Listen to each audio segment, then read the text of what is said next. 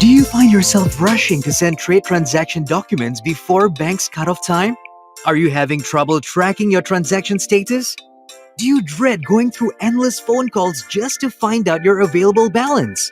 Well, you don't have to anymore. Introducing the Alliance BizSmart mobile app, the first in Malaysia that lets you submit trade transactions anytime, anywhere. No more hard copy documents. Submit everything online.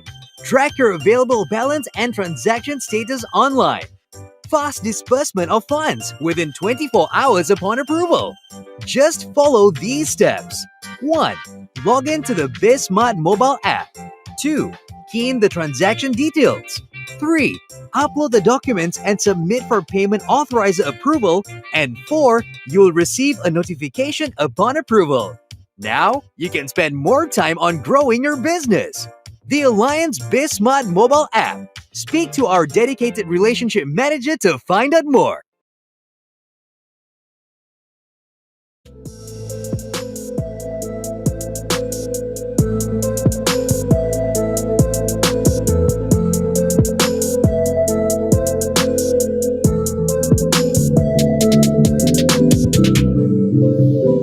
Enterprise data. It's your most valuable resource, but managing your data is challenging and complex, and it's not generating enough strategic value. Your data is siloed, and it's fragmented both within those silos, as well as across data centers, remote offices, and clouds. Multiple point solutions to manage your data further compound the fragmentation problem. You also maintain multiple copies of the same data, which is inefficient and expensive, and your data is dark. It's almost impossible to see what you have and where it's stored. To extract any value, you have to move volumes of data across silos and locations. All these challenges create a significant problem for the enterprise. We call this mass data fragmentation. At Cohesity, we take a revolutionary approach to bringing value to your data. We looked at how hyperscalers like Google answered this challenge in the consumer space. They consolidated consumer data onto a web-scale file system and added a layer of manageability to make it appear as a single platform. Then they exposed the value of that data through apps and services. At Cohesity, we are doing the same for enterprise data. We start by consolidating infrastructure with a software-defined web-scale platform. And just like Google first focused on building a great search engine, we focused on creating a great backup solution across clouds and data centers. Then we eliminated additional silos by bringing together your archive, file shares, dev test, and analytics. We provide one global management console so you can search and manage all your data from a single interface, no matter where it lives. Next, you can run apps and services to run your business-critical needs, such as ransomware protection, compliance checks, analytics, e-discovery, and much more. All in a single software solution that spans your data centers and multi-cloud environments. Cohesity, data management redefined.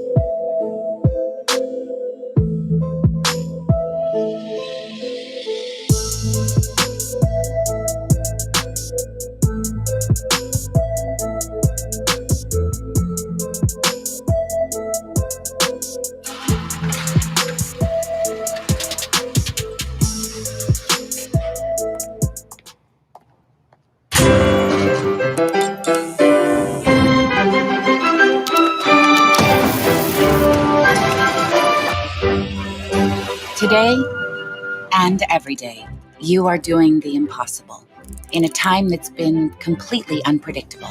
You're doing it with so little time and under so much pressure. You are juggling and jabbing, mobilizing and modernizing, remote learning and emphasis on the learning. Sorry, guys. I don't know how to turn this thing off. You are traveling and transforming, researching and resilienting. Okay, that's not a word, but you know what I mean. You are watching and welcoming, opening and, oh, wait, now you're closing, and now you're opening again. For businesses around the world, it's a real challenge because increasing disruption comes with increasing complexity and an increasing need to have today's problems solved yesterday. That's why businesses are rethinking everything. Using hybrid cloud and AI with IBM, they're working not just productively, but predictively, automating processes to simplify the complex, keeping private data protected, and adapting to ever-changing consumer habits. In a year that was like no other, businesses are taking a scientific approach with IBM to invent, discover, and solve problems like no one else. There's a lot to do, but together, we've got this. Together, we push, prove, demo, dare, work, wow, solve, spark, think.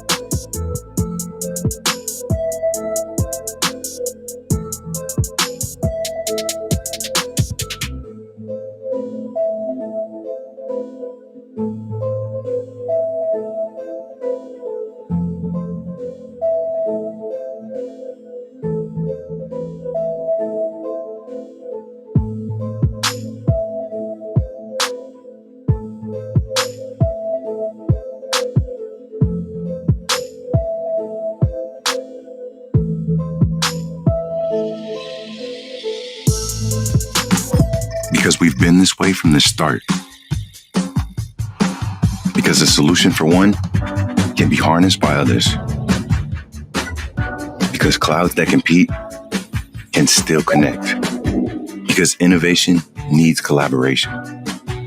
Because a revolutionary approach to software can transcend enterprise IT. Red Hat. Our code is open.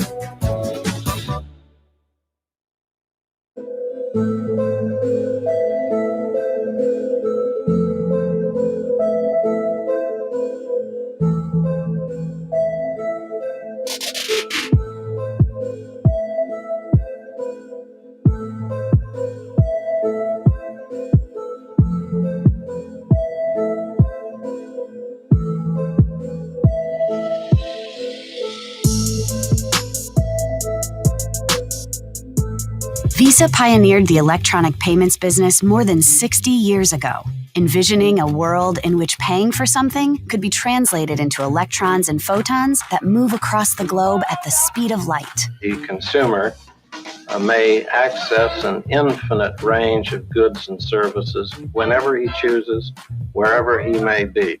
Today, there are 3.4 billion Visa credentials around the world, from the largest cities to remote communities across the globe.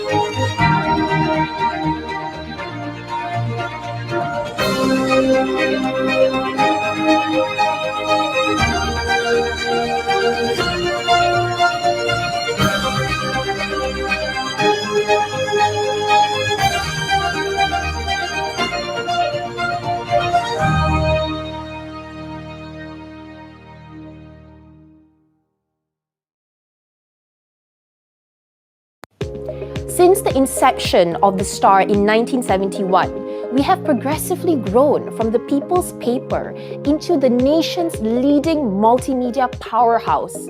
From nurturing young minds to uplifting society at large, together we have shaped the nation with inspiring stories and impactful actions for the past 5 decades. Today, we are here to kickstart our anniversary celebration with you, which leads up to our 50th birthday on September 9th. As part of the celebrations, we're launching 50.thestar.com.my today, which will be home to many exciting activities and content throughout the year. To allow you to experience our rich legacy, we're introducing Starchive, our treasure trove of all 17,000 plus covers since our first issue in 1971. Enter your birthday, anniversary, or any special date to see what made the headlines that day. And if you see a front cover that you like, you can turn it into a merchandise. Moving on to then and now, experience the progress of Star Media Group and our partners comprising of popular brands. Here's your chance to look at classic advertisements and see how these iconic brands have transformed over the decades. We'll also be featuring lots of commemorative content throughout the year. Relive memorable headlines captured by the Star. Read interviews with iconic Malaysian personalities and sportsmen and expect more exciting content across our digital, radio, and video streaming platforms.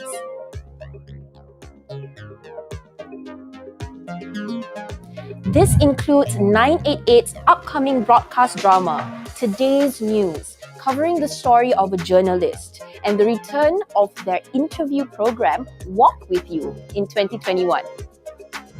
Look forward to exciting events for professionals, including our Digital X Data conferences, Edu Work Convention, Wealth Summit, and more. To express our gratitude and thanks to all our readers and users, we are rolling out a ton of rewards and offers throughout the year. Stand a chance to win awesome prizes when you subscribe to the Star, Dim Sum Entertainment, or Majalah Kuntum.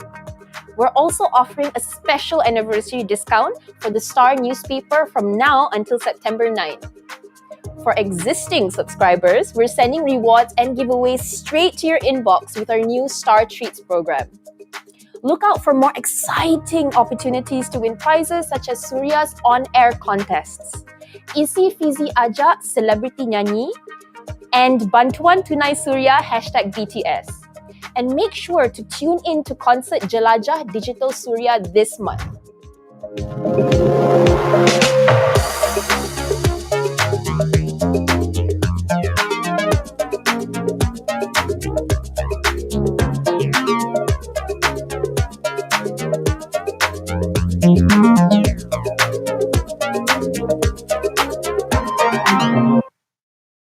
Hi everyone, and good morning to all of you. Welcome to the opening session of Star Media Group's Digital Financing Live Virtual Conference. And whether you're tuning in from WebEx, Facebook, YouTube, or LinkedIn, thank you very much for joining us. My name is Myra, and I'm your host for this two-day conference. If I look familiar, that's because I was in the previous video. But just a quick technical reminder for WebEx viewers, to optimize your view of the conference, please go to View on your top left and untick Show Participants Without Video. If you're watching this from Malaysia, Singapore, Vietnam, or anywhere at all, how are you? We hope you continue to stay safe and well as we enter the second year of the pandemic. And we'd love to hear from you. So please do let us know how you're doing and where are you watching this from. So please type in the chat box or in the comment section. Let's get through this together. From humble beginnings as a regional tabloid to becoming the nation's leading English daily, the Star has always retained its core value of having people as its driving force. As the journey continues, the Star will continue telling stories that need to be told, for we believe that the voices of the people have the power to inspire change and shape the nation for decades to come.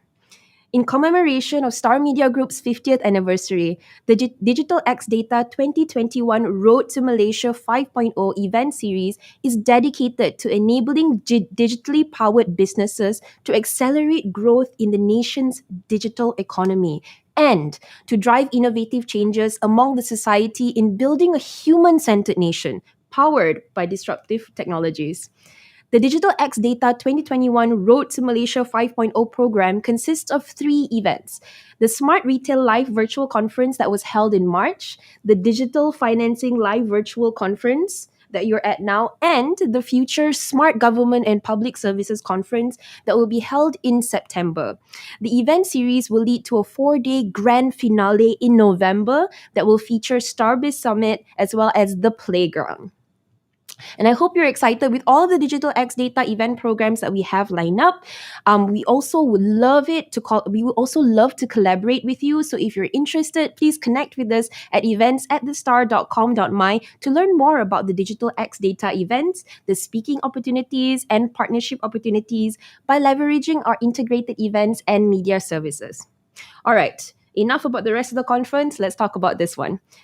Themed as Powering a Cashless Economy, you will learn from this conference program on the innovations, advantages, and the risks of digital financial services within the accelerated digital economy development in Malaysia. We'll be discussing the disruption of traditional finance to make financial services universally accessible and in molding a more resilient and transparent economic system. This 2-day conference program is powered by 30 forward-thinking multinational thought leaders, business decision makers, industry experts, and subject gurus who will be sharing and discussing the road to shaping a cashless economy and powering a cashless society. To learn more about the conference agenda and speaker profiles, you may scan the QR code on the top right of your screen or go to bit.ly/stardigifin, that's STARDIGIFIN. I'll also like to take this opportunity to give a special shout out to all the sponsors and partners of the Digital Financing Live Virtual Conference. The exclusive exabyte partner Visa, 2 terabyte partners Cohesity, Fundastic, and Red Hat, our gigabyte partner Alliance Bank, our megabyte partners Experian and Public Bank, our virtual roundtable partner IBM, our knowledge partners Boston Consulting Group, Kanta Malaysia, KPMG in Malaysia, and McKinsey & Company, our supporting partner Cybersecurity Malaysia, our mobile messaging partner SendQuick, and our conferencing partner Cisco. Thank you all so much for coming on board with Star Media Group to make this event program a reality for us and also for all of you guys who are watching. All right, so moving forward, I'm excited to share with you that we are running a special prize draw at this event. We have a total of 12 cool gadgets to be given away, and they are the Samsung Galaxy Fit 2, the Samsung Wireless Charger Pad, the Samsung Galaxy Buds. So stay tuned with us till the end of each session, and you will stand a chance to win any of these 3 prizes at any of the 4 sessions of the events over the next 2 days. Now, let's take a look at the program lineup for this morning session. We're going to kick off the program with an opening keynote by the United Nations Development Program. And it follows with a presentation by our exclusive exabyte partner Visa, who will be talking about powering the acceleration of digital-first experiences. We will wrap up this morning with a panel discussion on digital banking. And it will be powered by Bank Islam Malaysia, Experian, Starbiz, Timo Digital Bank Vietnam, and the panel will be moderated by KPMG in Malaysia. I'm so excited, and I hope that you are as well for the program lineup in this session. If you are, if you're not, if you have some initial thoughts on the panel, we'd love to hear from you. So please type into the chat box or in the comment section. To learn more about the conference agenda and speaker profiles, again, you may scan the QR code on the top right of your screen or go to bit.ly/stardigifin for more information. All right, so before we begin, we have a few housekeeping matters. After more than a year in participating in webinars and online events, you and I both know that there is always going to be some unforeseen risk at any live online events. or even a Zoom call with your boss. So if anything happens, please be patient if you experience any technical or internet glitches. But if you do need any assistance from us at all, do not worry. Please chat with us and our events crew, or you can email us at events@thestar.com.my. And if you have any questions for our speakers, you may post it in our chat box or in the comment section. In the comment section. If you're viewing this on LinkedIn, Facebook, or YouTube. If any of our speakers do not have sufficient time to address your question, we're very sorry, but the question will be passed to the speakers and they will address it separately offline. Lastly, and most importantly, we want you to engage, learn, and enjoy. Now, we will kick off this program with an opening keynote on shaping a cashless economy by the United Nations Development Programme. Niloy Banerjee is the resident representative for Malaysia, Singapore, and Brunei Darussalam. Niloy previously led the UN Systems Affairs Group in UNDP, based in New York. We are very honored to have Niloy at the conference as our opening keynote speaker. He will be back soon, so stay tuned and check it out.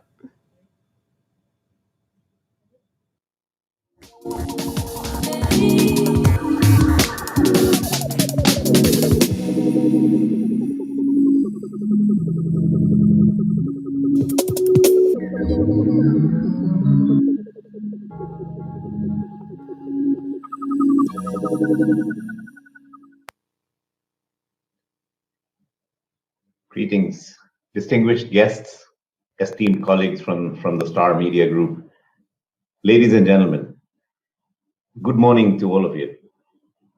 Let me first start by congratulating the Star for organizing the Digital Finance Conference. And of course, thanks very much for inviting me to speak to this topic, which is, as we know, a very, very timely topic because of this whole pandemic has shown us the massive rise of digitalization, and in both its good sides and its bad sides. So what I'd like to talk about is really digital finance and moving on to issues like cashless economy and what it will take for us to make it inclusive so that everybody can participate, and also fair and inherently take us to a more efficient space than what we currently have. So let me say that in everything that we've seen in the last 1 year or so, we've seen quite a bit of mayhem in the economy, of course. The economic growth has been in the negative, unemployment has been high, and then that layers on to more structural challenges that the Malaysian economy has, which is an aging population, fewer women in the workforce than men. Amidst all this, one of the positive changes has been this accelerated trend of digitalization. School closures have meant that much of education has moved online. A lot of retail shopping, food as well as other items have moved online. And frankly, as I will quote in a little bit later in this talk, there are other areas where digital business has grown massively, including in banking. But let me first come to something that UNDP has been saying in the digital space for a while. UNDP in 2020 put out 2019 actually, at the end of 2019, put out what we call the Human Development Report, our flagship report, where we said, a new kind of inequality is going to emerge in the world, which is the digital inequality. Who has access and who doesn't to digital services, to digital infrastructure, to digital facilities. And we had said that households, for instance, that do not have a full digital infrastructure set up, such as broadband connections, such as computers for every child, such households will fall behind households that are more well endowed in these areas. So we had actually almost precisely said there will be a digital divide that's emerging. And then, of course, COVID made it very painfully clear to us. So let me kind of unpack what are the preconditions for digitalization to take hold in any society before I come to Malaysia. First is the supply conditions. Do we have the infrastructure, digital and physical, to facilitate the digital ecosystem? Do we have bandwidth? Do we have an e-commerce ecosystem, etc.? The second element is demand conditions. What are consumers? What is the appetite of consumers of the rakyat to engage in a digital economy? And then, do they have the tools and the skills, which I was just talking about in a minute ago, to participate in the digital economy? The third element is the institutional environment. What do the country's laws facilitate or hinder? I mean, there can easily be laws which are not very digital friendly. On the other hand, there can be laws that are quite facilitative of a move to a digital economy. And then finally, how is the innovation ecosystem? The fourth element is, how's the innovation ecosystem of the country architecture? Is there the talent? Is there the capital? Is there financing flowing in? Are universities training enough graduates to be digitally savvy? And then, what is the digital economy producing? Are these digital products? Are they scalable? Are they marketable? Do they have a global market beyond Malaysia? So, based on some of these elements, the world is kind of divided into countries that are outstanding in digitalization. There are some which are good but slowing down, which I would say most of the European economies fall in that category. Some are the ones that are about not great at the moment, but about to break through and doing, advancing quite rapidly. And then some, a fourth category of countries which are not really catching on with the digital age, and therefore need to be vigilant. No, otherwise they will fall too far behind. So I'm happy to say that Malaysia is really in the standout group of economies. It's got a high digitalization penetration of digitalization. It's got reasonably good infrastructure, but then there are caveats to that. Of course, there are many exceptions there. So let me see what some of the UN work on digitalization is, right? Where is it at? The Secretary General of the United Nations, when we signed the Sustainable Development Goals in 2015 and promised to get to certain goals and targets by 2030 as a global community. The Secretary General of the UN, Mr. Antonio Guterres, he established a task force on digital financing, and which was actually led by UNDP, the organization I work for. And this task force sort of went about its business, and last year it released its report, People's Money, it was called. And the full title was Harnessing Digitalization to Finance a Sustainable Future. It laid out a number of recommendations. But what it fundamentally says at its heart, at its very core, is digitalization will be a good thing, a force for good, if it ultimately works for the rakyat, if it's citizen-centric. And therefore, It must touch upon issues, social sector issues like health, education, disaster risk reduction. It must look at or in some way support the fight against climate change, the fight for clean water, the fight for clean air. It should support the struggle for gender equality. It should foster peace and democratic institutions in societies. So let me now sort of bring that all to Malaysia. What does it mean?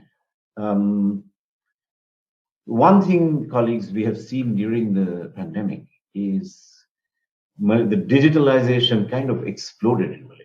It's really, really, if you see the difference in the figures on any parameter of digitalization between 2019 and 2020, it's grown massively. Let me just take maybe 3 data points. The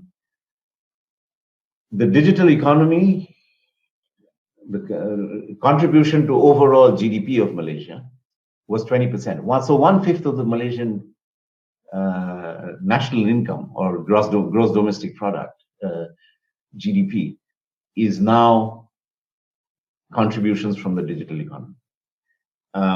So that's about 290 billion ringgit per year. Second data point, mobile banking. Mobile banking doubled between 2019 to 2020 in the era of the pandemic. It went from 200 billion ringgit to almost 460 billion ringgit. Third data point, mobile banking subscribers, people like you and me and others who use mobile banking, online banking, rose by about 2.5-3 million people. So from 17.2 million in 2019, the number of mobile banking subscribers went to 20.2 million in 2022. So in some ways, the pandemic has really, really accelerated the whole kind of digital finance, digital banking space in Malaysia. Having said that, it's not all obviously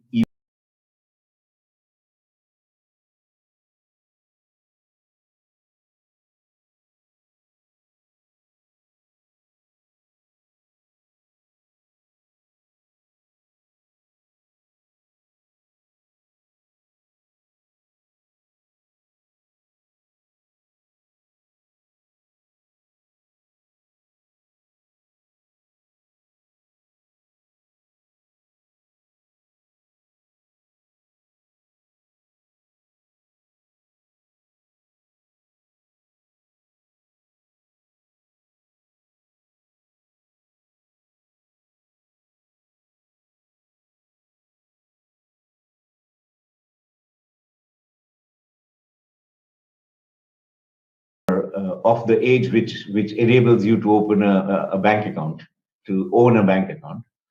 But only 24 million, of the 24 million adults, only there are close to 2 million that are not in the banking system. They're unbanked, as we call it. And of these 2 million who are unbanked, 86% belong in the B40 household group.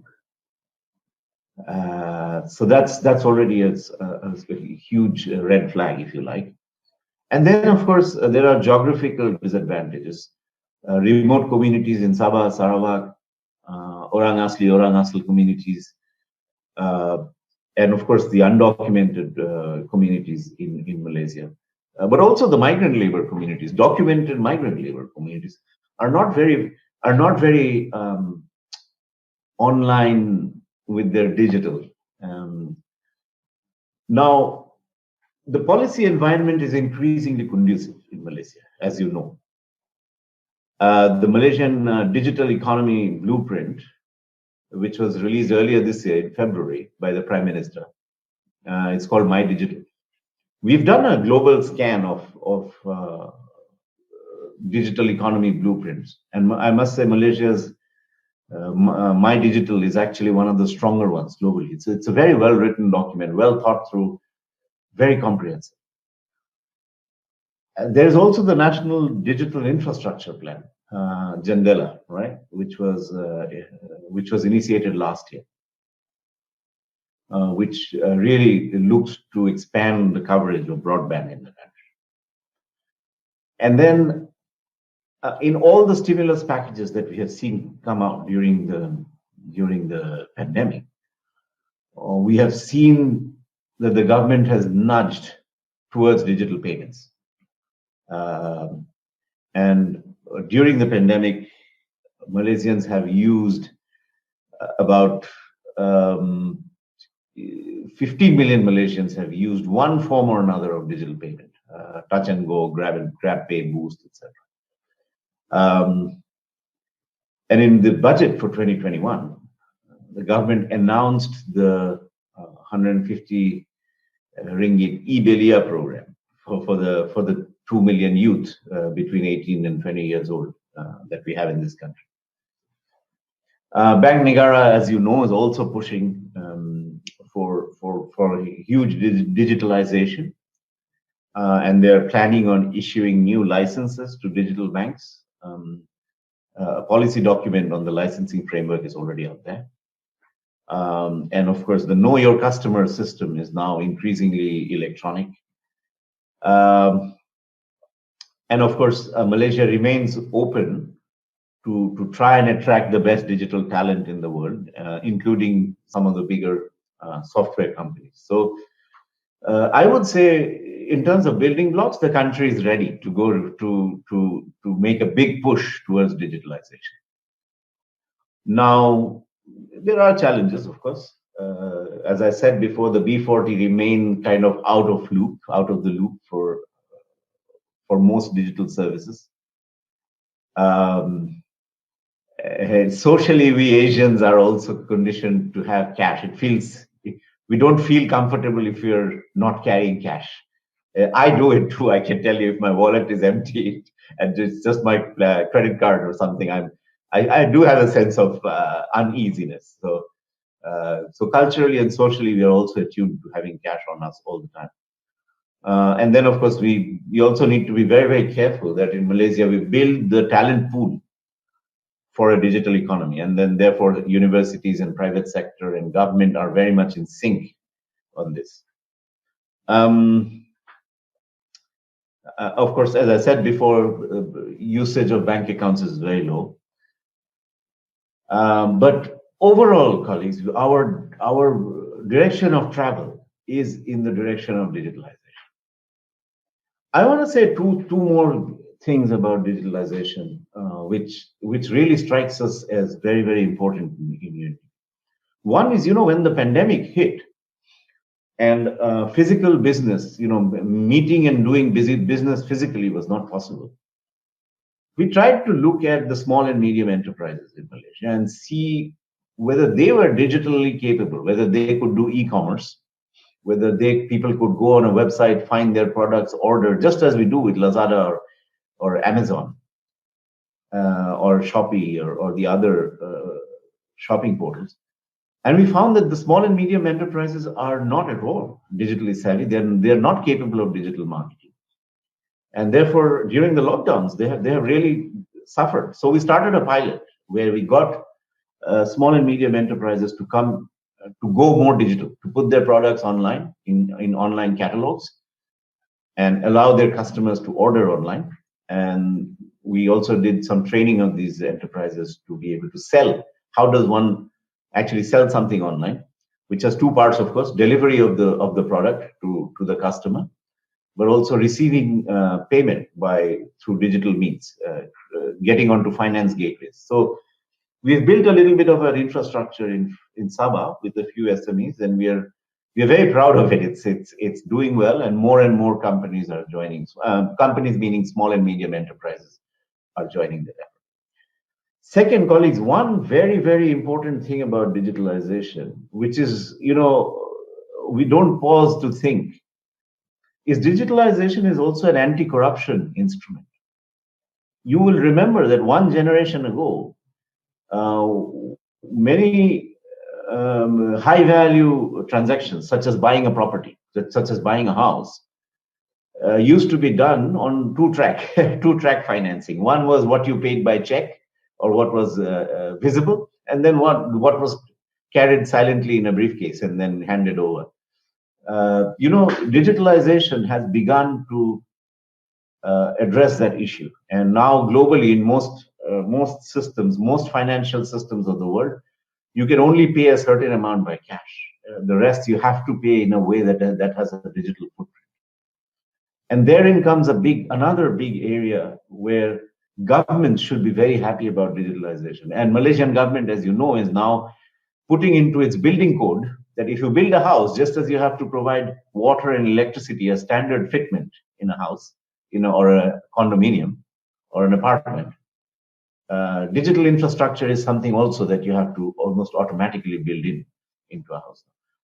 So the second thing I want to point out about digitalization and the black economy or the hidden economy, colleagues, is avoiding taxes in a digital finance world becomes much more difficult. And as you know, in Malaysia, we do have a problem of under-taxation. Some very, very high-value individuals and companies don't actually pay market rates of taxes for various reasons. But it becomes that much harder to hide money, to hide incomes in a digital economy system. So, colleagues, I will sort of begin to wrap up here, just to leave you with a few, maybe three sets of interlinked closing thoughts. One is the need to develop catalytic opportunities to deliver digital financing and bring it into the mainstream, into markets, into capital markets, into households, into tax systems, into banking, retail banking, the kind that you and I use. Second, of course, build the foundations for a digital ecosystem, digital financial ecosystem, accessible, affordable connectivity, digital privacy. I didn't talk much about privacy, but colleagues, as you've seen, the recent summit between President Putin and President Biden was quite, it focused a lot on cybercrime and what is called ransomware. A big American corporation, as you know, had to pay $11 or $12 million to hackers who had hijacked its system. And the two countries, Russia and the US, had quite a big dialogue about it. Sometimes I believe unpleasant. I wasn't in the room. Finally, the issue of capabilities. We have to build the people's capacity to be online, to be digital, to be digitally savvy, and get on, if you like, the digital highway. So, colleagues, thank you very much. Thanks again to the STAR Group for having me here. We will all together, the media, the United Nations, and others, we would all need to get together to bridge the emerging digital divide so that no one is left behind. We will need to manage the risks around digitalization. And I think 10 to 15 years down the road, we would say that, this was the moment in time, this was the moment in history when the whole world kind of went digital. So with that, I wish you all a happy Digital Finance Conference, and I really, really want to wish the STAR a very, very happy 50th anniversary, the whole group. Congratulations and well done, and thank you for everything that you do every day, that you bring the news to us, that you keep the country honest, that you keep us thinking about where we are coming from and where we are headed. Thank you and goodbye, colleagues.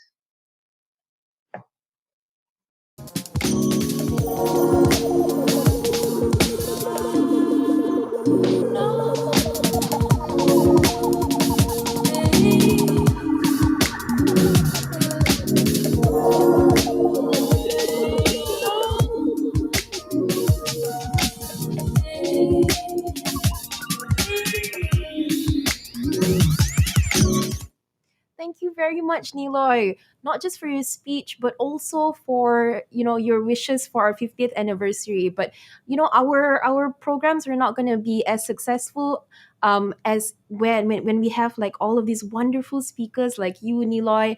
And thank you so much for that opening keynote speech. And also, our next speaker, Amitoj Sani, leads the product and solutions function at Visa, covering the regional Southeast Asia areas that include Singapore, Malaysia, Thailand, and Brunei.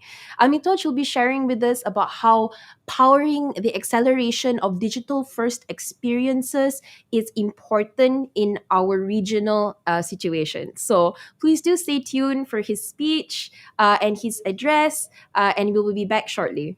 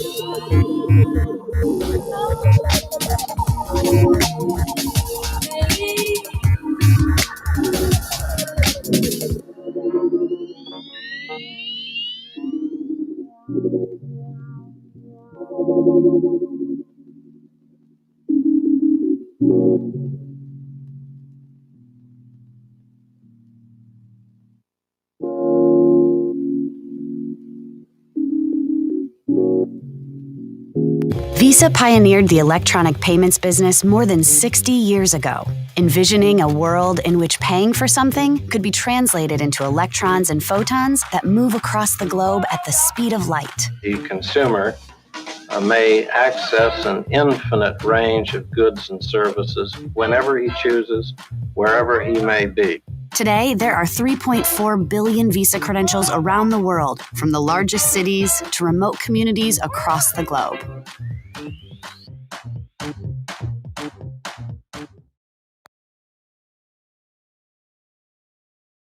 Good morning, everyone. Thanks for having me here to be a part of a very important event. We are going to be discussing the drive towards a cashless economy by accelerating the digital journey. At Visa, we are committed towards digitizing the entire customer experience, including the payment journeys across various channels. Over the next 25 minutes, my intent is to share some of the emerging trends in our Southeast Asia region and how they're having a profound impact on the ecosystem. And this is accelerating the pace at which less cash and more digital adoption is occurring. Malaysia is one of the leading economies that's taking the leap towards cashless at a rapid pace. Before we start, a disclaimer. The contents of this presentation should be used as a reference only and not for any trading activity in the Visa stock. Okay, let's start with an overview of our region. And most of us are no strangers to some of these stats, but it's a good reminder to see how dynamic this region is. And Malaysia happens to be right in the middle of where all the action is happening. Southeast Asia is a grouping of 11 nations, fitting snugly between three powerhouse economies of India, China, and Australia. With a population of nearly 2/3 of a billion, it boasts a dynamic and young demographic with rising disposable income. Southeast Asia also has the third largest internet users, along with 300 million smartphone users as well. From a business ownership point of view, at least 95% of all businesses are micro small that employ over half the working population. Lastly, our region is poised to become the world's fourth largest economy by 2030. That's just 9 years away. And this transition will be championed by an increasingly tech-savvy young population that is rapidly rising up the socioeconomic ladder. Let me talk about a few consumer habits that have formed, behaviors that have formed after the pandemic. COVID-19, as you all know, has led to massive changes. And this just does not relate to payments. Consumers have developed a variety of new habits, many of which are expected to stay even after the pandemic. These habits were only present for an average of 7% of consumers in Southeast Asia before 2020. In addition to changing the way we pay, it has also changed the way we shop, with consumers now increasingly shopping at big online marketplaces, from home-based businesses, and even from local businesses. Let's talk about this transition in a bit more detail. Cashless payments in Southeast Asia. Based on a recent study that Visa conducted, we found that 85% of consumers in this region use cashless payment methods, which is primarily being led by Singapore, Malaysia, and Indonesia. The cashless payment methods include cards, online wallets, QR codes, contactless cards, and even mobile contactless. The shift towards cashless has been driven largely by the adoption of contactless payments and card payments. The global pandemic has accelerated the transition towards a cashless society for individual markets. In markets where cashless adoption has already had a head start, COVID-19 accelerated the transition by at least 3 to 5 years. And you would notice that Malaysia has the largest gain of 5 years among its peer nations.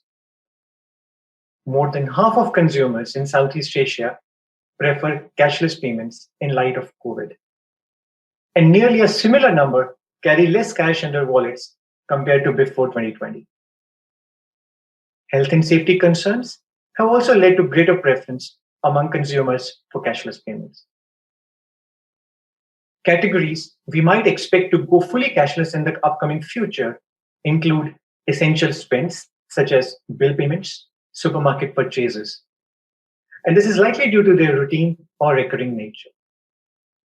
We believe categories where convenience is prioritized, such as taxis and ride sharing, convenience stores, and public transport, have also seen greater usage of cashless payments. Prior to COVID, we were seeing already strong digital payments adoption in Malaysia. But today, our contactless payments penetration has exceeded 60%, which in a nutshell means for every 10 transactions, 6 are contactless. This is a result of Visa working with our merchant partners to expand contactless payments acceptance in new categories. And clearly, Malaysians have also embraced the benefits of contactless payments, such as convenience and efficiency. Now, different cashless methods are gaining traction across the various markets, and consumers increasingly have an abundance of choice. But the 3 most common methods are using contactless enabled cards, using mobile phones for contactless transactions, and lastly, QR codes. Contactless cards, for example, are preferred heavily in Singapore, likely due to widespread acceptance of contactless payments.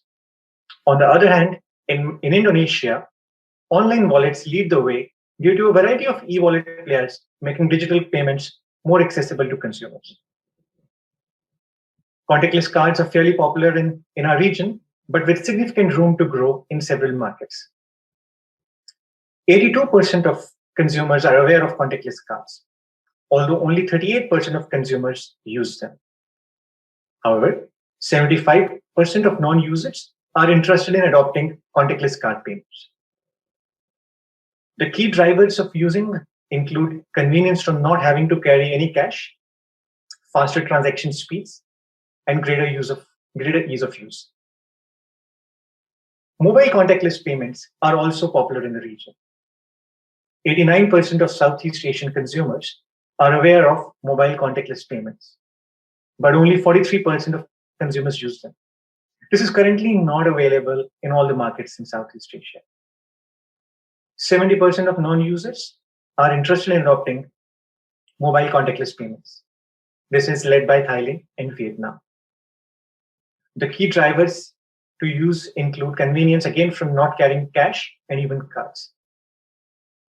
Let me talk about QR codes, which have gained traction in Southeast Asia due to the salience of QR codes beyond payments. Consumers like us are familiar with using QR codes to scan or log into applications, get more information on products or directions. QR codes are particularly widespread in markets like Malaysia and Singapore, where they're also used for restaurant menus and contact tracing. We see high awareness for this payment mode in Malaysia. And the key drivers, again, include convenience from not having to carry cash or cards. So while there are different methods, the adoption or penetration varies across markets. And ideally, all of them lead towards cashless behaviors, which will remain well after COVID is gone. Although more consumers use cards in Southeast Asia compared to e-wallets are being preferred over cards. E-wallets score on speed of transaction, convenience, and physical safety, even though cards are perceived to be more widely accepted. Significant dual usage exists in the region, largely driven by online payments. More than half of Southeast Asian consumers currently use both e-wallets and cards for making payments. An important point. Consumers' preference for e-wallets will drive greater growth and usage in future, especially if consumers perceive them to be more widely accepted. At Visa, our objective is very clear. We will work with all partners, including e-wallet partners, to ensure that Visa is at the center of each payment transaction flow. For some of the wallets, Visa is used as card-on-file solution. For others, a top-up option. Our aim remains to ensure we work with partners to accelerate digital payments adoption in the country and ensuring Malaysians are able to pay for their purchases seamlessly, be it buying an item on a large online marketplace, ordering food, or taking a ride-hailing app. Super apps. I'm sure most of us have one or more on our phones. Our research shows that 84% of consumers in Southeast Asia prefer the convenience of using one app on their phone to conduct their regular transactions. The growth of super apps in Southeast Asia is one of the contributing factors that led to increased usage among consumers. The perceived safety of mobile payments has improved significantly in the last year. In 2020, 86% of consumers perceived their personal information to be safe when using their mobile devices to make payments. And this number increased by 17% over last year. Despite the improvement, there still exist several aspects that cause concern and affect the usage of mobile phone payments. If I were to say, the top two security concerns include losing or having your phone stolen and having your phone hacked or someone intercepting the data. We believe that mobile-based payment solutions are likely to continue gaining traction in our region. And this is due to the trend of super apps and increasing consumer trust in mobile payments. While e-commerce usage has been growing in strength over the past few years, especially with the rise of online marketplaces, but COVID-19 has further accelerated the shift. Interestingly, Visa's data also showed that more cardholders were making e-com purchases for the first time during the last 8 to 9 months. We saw total e-commerce spend increase by 7%, while face-to-face spend decreased by 13%. Not surprisingly, e-com spends increased for all categories except transportation and entertainment. Essential categories witnessed the most drastic increase in e-commerce spends. And consumers were also shifting to e-commerce platforms for their retail shopping needs. Let's now talk about online shopping in detail. Nationwide lockdowns and movement control orders in a bid to curb the spread of virus accelerated the growth. 44% of consumers shopped less frequently in person at physical outlets. Not surprising at all, right? As you notice, more than 50% of Southeast Asia customers have shopped more frequently through their mobile apps, using their mobile phones, and through social media channels. With many consumers turning to e-commerce, big online marketplaces have seen the largest growth. At the same time, consumers are more likely to support home-based businesses.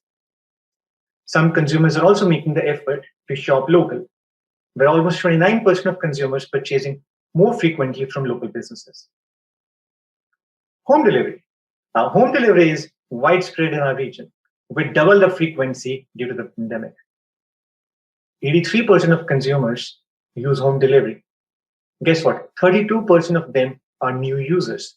That's a sizable increase over a period of just 12 months. In terms of payment methods used, existing users of home delivery are more likely to opt for online payment before delivery, while new users are more likely to opt for cash on delivery. COVID-19 has resulted in many local businesses struggling to keep afloat amid the economic fallout. In a recent insight paper that was produced by Visa in collaboration with the Singapore Tourism Board, we found that local brands in Singapore have been worst affected by the pandemic, experiencing double-digit negative growth. To support local business recovery and growth as a new normal, we've launched Where You Shop Matters in Singapore, Malaysia, and a few other countries. This is an initiative that encourages consumers to support their local businesses while helping SMBs go digital. It is also a part of our broader small business strategy and follows on our commitments that we've made to support 10 million small and micro businesses in Asia Pacific. Visa has also partnered with e-commerce enabler platforms such as BigCommerce to provide onboarding support and special rates for SMBs to sign up, with the intent to start selling online to assist them in their digital transformation journey. Let me shift gears now and talk about digital banking in the region. This is a phenomenon that's been taking shape over the last 2 years or so, led by Singapore and Malaysia, and it's now getting more prevalent in other geographies as well. In a nutshell, digital banks are a new class of banking institutions which are generally technology and mobile first, with limited or no physical distribution. These are across both retail and wholesale banking, and generally licensed by the central banks in most geographies. How did it all start? Well, the intent of the regulators was to address the needs of unbanked and underbanked, and thus bring the benefits of cashless to the masses as well as small businesses. I'm going to take 3 examples of 3 countries. Singapore, where 2 different types of licenses have been awarded recently. These are full banking licenses and wholesale focused licenses. You can see the names of entities. They are household names in the region.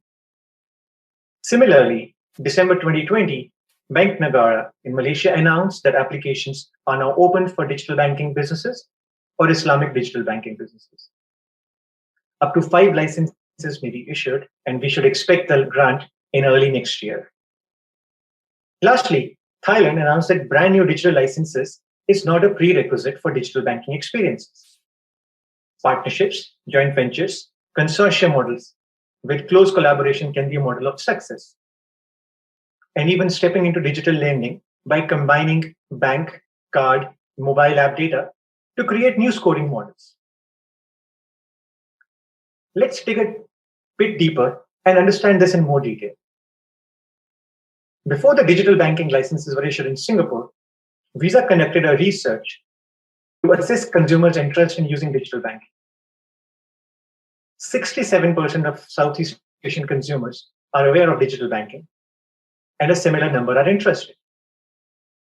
The key drivers of interest include eliminating time spent waiting in queues, normal, speed and convenience, as well as anytime access.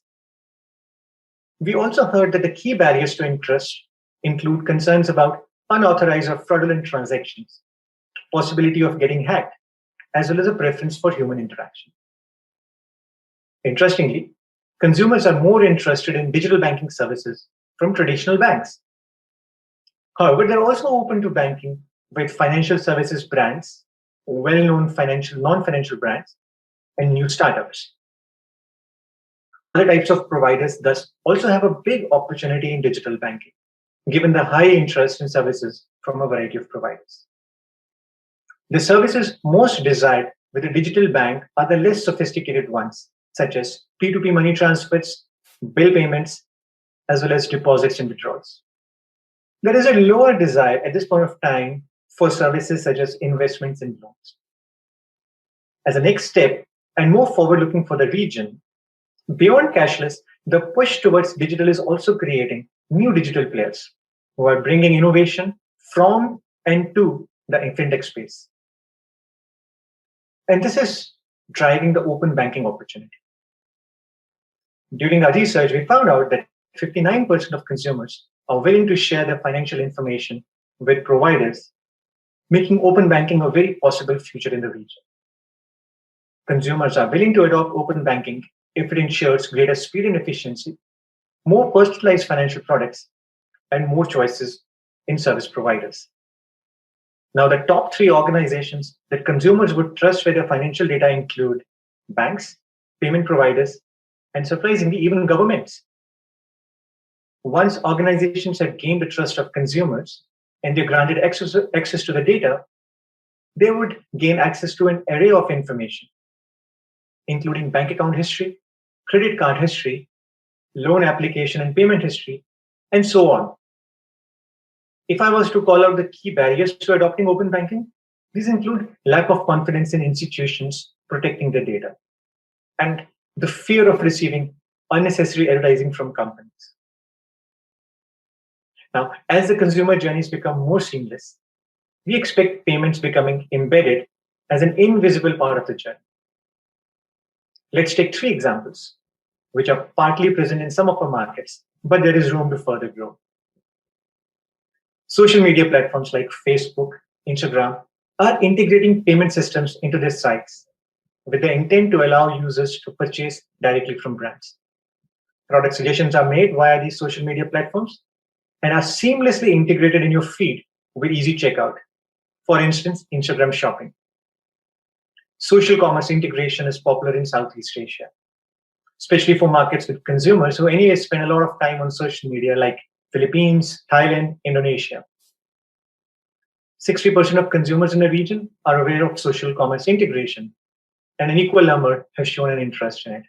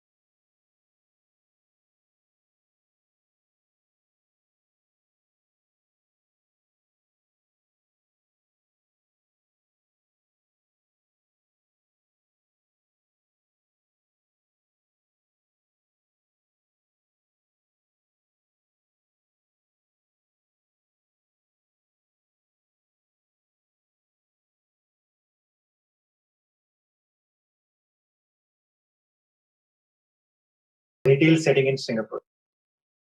While we've been focused on mobile and cashless journey from the comfort of our home, the pandemic did not stop the advent of innovation, particularly for retail merchants who were looking to innovate and create a more seamless user experience journey. Visa, in partnership with our strategic merchant partner NTUC, launched an AI-enabled unmanned store for the convenience store brand called Cheers, replicating the Amazon Go experience. To enter the store, consumers must add their Visa card to the Cheers app and scan a QR code or use facial recognition. The venue's cameras and sensors then determine what consumers are selecting and automatically charge their Visa card for the purchase upon exit from the store. No queues, no checkouts needed. Customers just walk out of the store. A store like this is not just a great experience for the customers, but also helps the merchant to reduce operational overheads, increase revenue, and keep the store open 24/7. With that, Thanks again for this opportunity. And I'm keenly looking forward to Malaysia leading from the front on digitization and cashless journey for every Malaysian.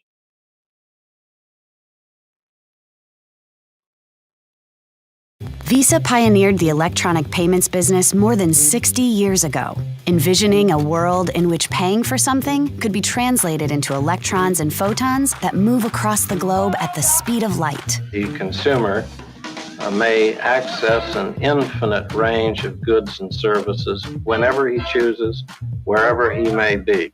Today, there are 3.4 billion Visa credentials around the world, from the largest cities to remote communities across the globe.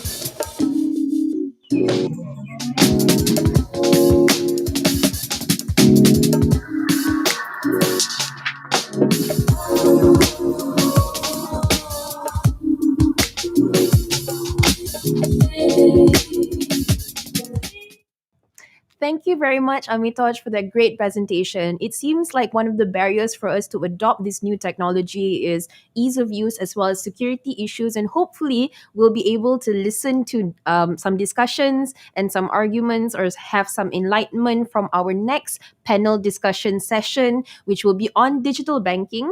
And it will be powered by a lineup of industry renowned business leaders and subject matter experts. Now, allow me the great honor to introduce the great speakers of the lineup for this panel. Our first guest has been in the industry for over 22 years and has experience in the field of finance, audit, and consulting. Encik Muazzam Muhammad is the Chief Executive Officer of BIMB Holdings, and it is wholly owned subsidiary Bank Islam Malaysia. Our second guest has over 20 years of experience in the credit information industry, having served Singapore's DP Information Group and leading Malaysia's RAM Credit Information, rebranding both companies to Experian. She is Ms. Dawn Lai, the Chief Executive Officer of Experian Information Services Malaysia. Our third guest is a journalist at StarBiz at the business desk of Star Media Group. Mr. Royce Tan has won several journalism awards, including being nominated twice as one of the top 5 young journalists in the annual Malaysian Press Institute Journalism Awards. And we also have a very special guest on this panel who is dialing in from Vietnam. Henry Nguyen is currently the CEO of Timo, Vietnam's pioneer digital bank, and the chairman of Phoenix Holdings, an investment company focused on operations in technology, retail, consumer, fintech, sports, and media. In addition to his activities in Vietnam, he's also the founding owner and vice chairman of the Los Angeles Football Club, the newest club in the Major League Soccer in Major League Soccer in America. Henry is indeed an Asian game changer. But lastly, lastly but not least, the panel moderator, Mr. Adrian Lee, has over 26 years of experience at KPMG. As the national leader of KPMG's financial services sector, Adrian has developed KPMG's clients to capitalize on the disruptive changes in the financial services market. Changes like digital currency. This panel will be discussing the role of digital banking in powering a cashless society. Will digital banking make Malaysia a better place? I hope it makes Malaysia a safer place. Remember, if you have any questions for the panel, please send them over. All right, so the panel is getting ready, so stay tuned and we will be back in 5 minutes. See you guys.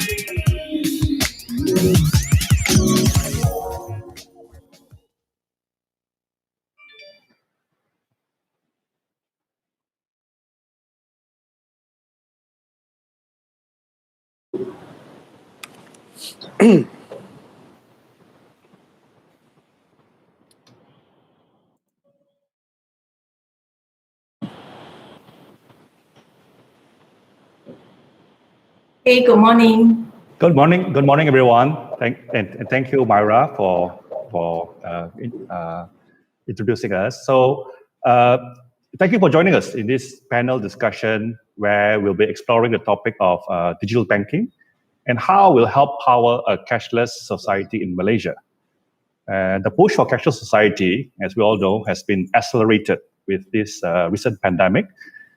Maybe not so recent anymore, right? It's been one year plus into this pandemic.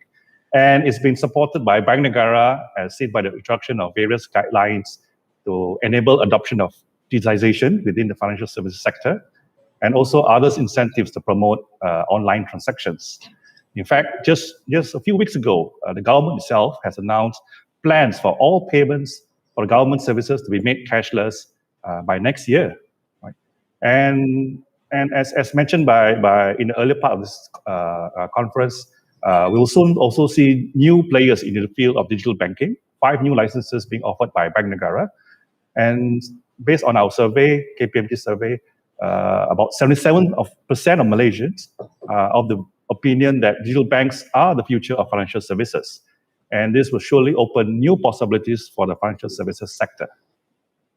On our panel today, we have a good mix of very distinguished speakers who will share their unique perspectives on this this topic. From the lens of a traditional bank, incumbent bank, a digital bank, a tech company, and also somebody from the media, right? So I am Adrian Lee, the head of financial services for KPMG in Malaysia. And perhaps I'll start, to kick the ball rolling, to get each of the panel members here as a warm-up to just give a quick introduction of themselves, right? Maybe we'll start with Cik Mozam. Or maybe I just say from the incumbent bank. Okay, thank you, Adrian. Good morning, everybody. Mozam Muhammad. I've been with Bank Islam for 6 years already. I'm the CEO currently. Joined in 2015 as the CFO and made the CEO 3 years ago. I'm happy to be with the distinguished panelists today. Okay, thank you, Mozam. Move on to the digital bank. Thank you, Adrian. My name is Henry Nguyen. I'm the CEO of Timo Digital Bank here in Vietnam. We were and are Vietnam's first and leading digital bank. We've been in business now over 5 years, and really excited to be here and talk about the future of banking services.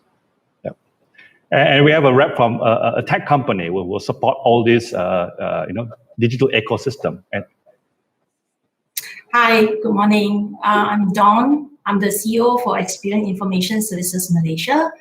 I would say Experian is not just a tech company. We are a leading global information services company, providing both data as well as analytics for clients around the world.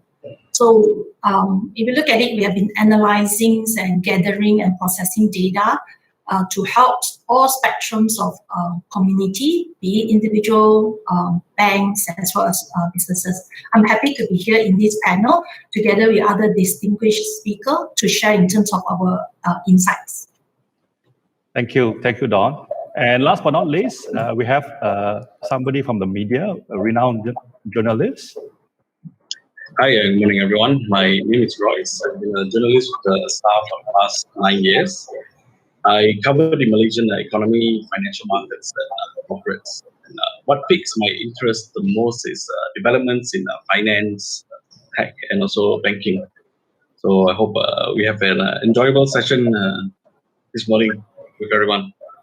Okay, thank you all. So maybe we'll move on to the topics in hand, and we will start exploring. And I thought it's easier to just explore the topic of cashless society, because we're going to link digital bank and cashless society. And maybe this is something for Royce, right? And then I'll open up to the rest of the members of the panel. And if we look at, and again, we heard from Visa earlier, digital wallets and other forms of cashless payment has become definitely more prominent in Malaysia, right? And again, another survey of ours, KPMG, we did note that 45 of respondents in our survey would rather lose their wallets than their phones, right? So it just emphasize that, where people place importance in terms of their lives, right? What impacts them the most. So the question would be, would creating a cashless society pose any risk from many perspectives, right? Control on spending, marginalization of tech communities. So maybe just to hear a bit from Royce, and then I'll open up for the other panelists to chime in. Mm-hmm. Yeah. I think that's an interesting statistic. But given the choice, I wouldn't want to lose any of it, my wallet or my phone. But yes, coming back to the question, I think if you look at cashless payments, transaction size in 2020 has grown by 63% in Malaysia to about 30 billion ringgit, which is of course accelerated by the pandemic. And to talk about risk, I think maybe there are two ways of looking at this.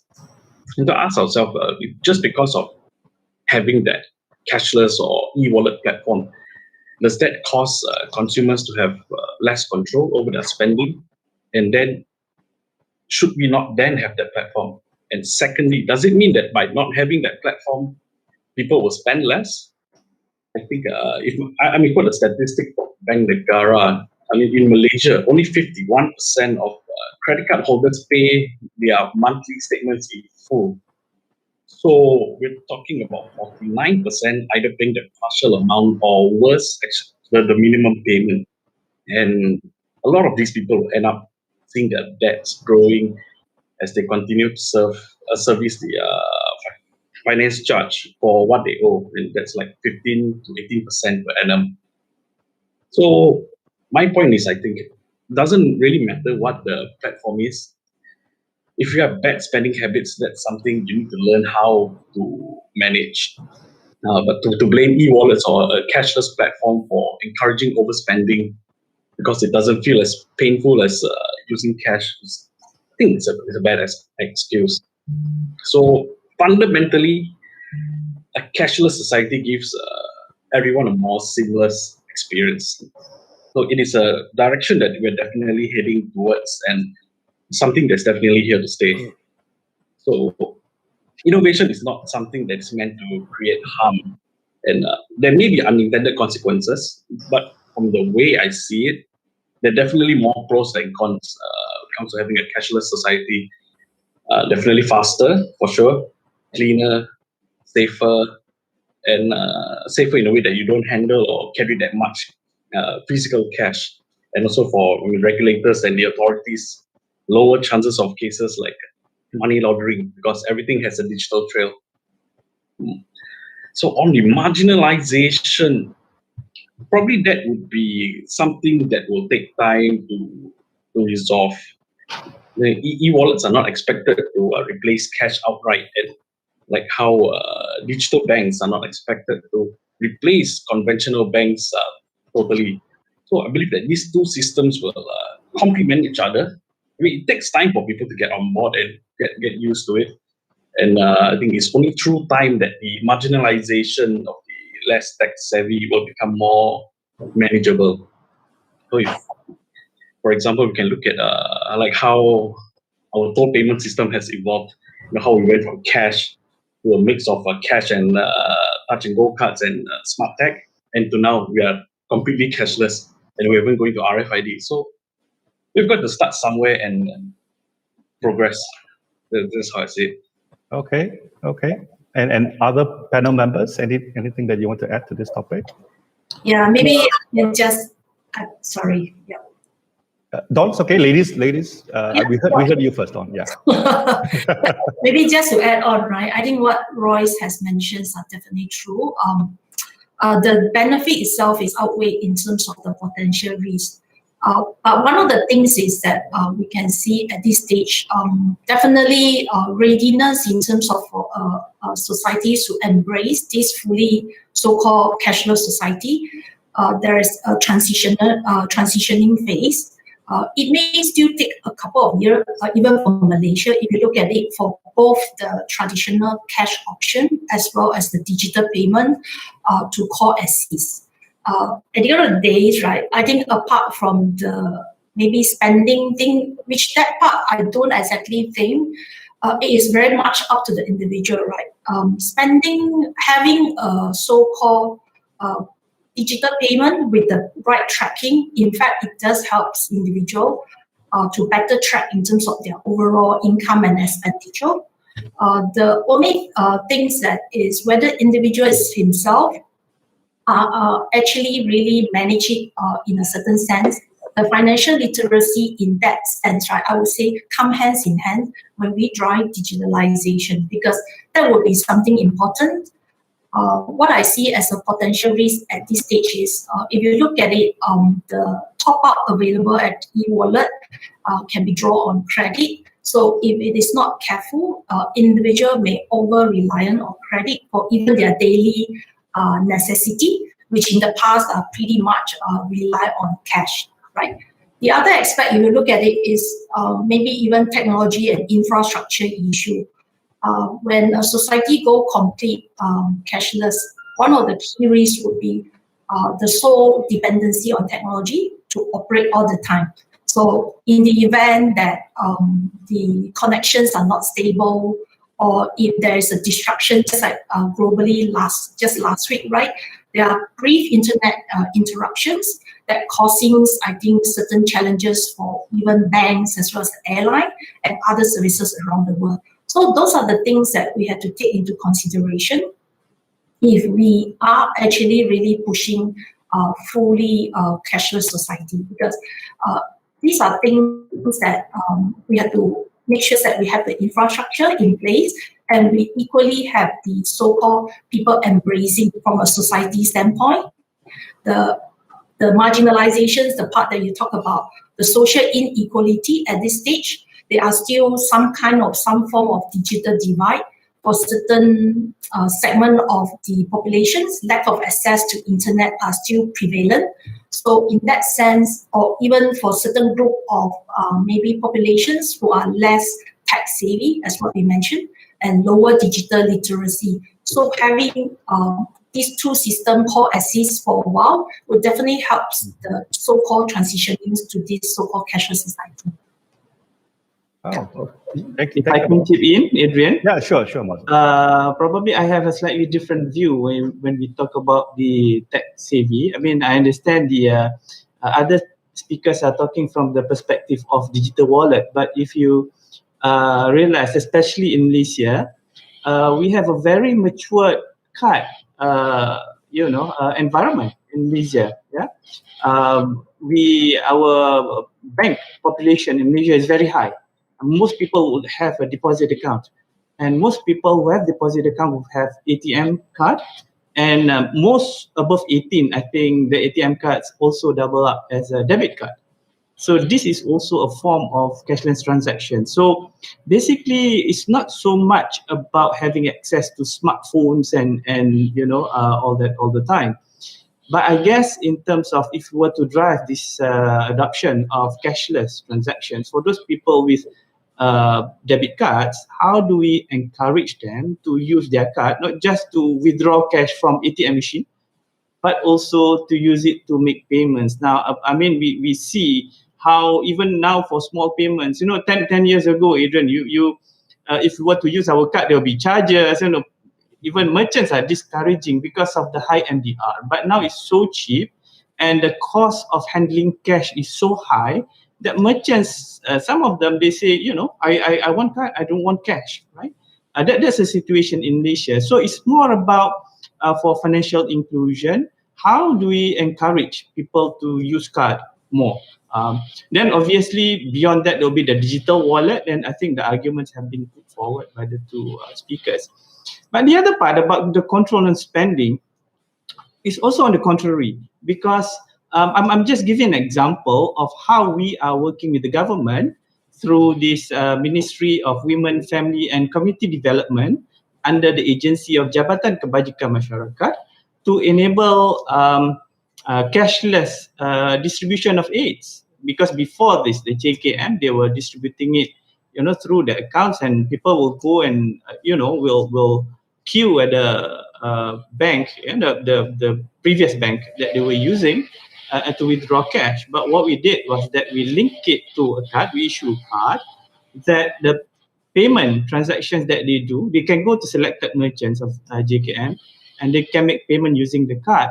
But the reason behind it is because it will enable, obviously, greater visibility to the aid distributor, which is in this case Jabatan Kebajikan Masyarakat, to know what exactly is spent using this card, because we could track whether they buy rice, they buy whatever. Because before this, there wasn't any visibility. They know about the disbursement, but they do not know what these people spend on, how they spend on, where they spend on, and all that, right? So with this mechanism, it gives a better feedback, I guess, to Jabatan Kebajikan Masyarakat to determine whether they need to change in terms of the criteria of the recipient, the amount, the timing, the type that they're going to allow, and all that. So I think from that perspective, actually, it gives better, I guess, tracking and monitoring from the perspective of spending.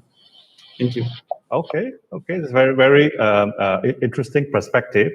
And maybe Henry, you have any words on this one? Yeah, no, I think obviously human beings, for all of our existence, we've always tried to reduce the friction of transactions, right?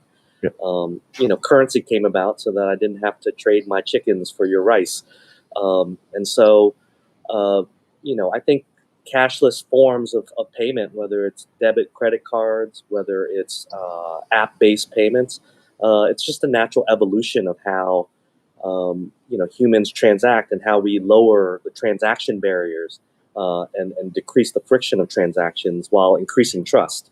Right? I think Muzam made a very good point of, if you go back maybe a decade or two, people were very hesitant to use cards because they were worried about security, they're worried about the fees, and as it becomes habitual, people are going to change those habits, because in the end, what is most convenient, what is most trustworthy for a customer, whether that's just a person using money or a merchant or someone out purchasing things, what you always want to do is try to make that transaction as carefree and as frictionless as possible.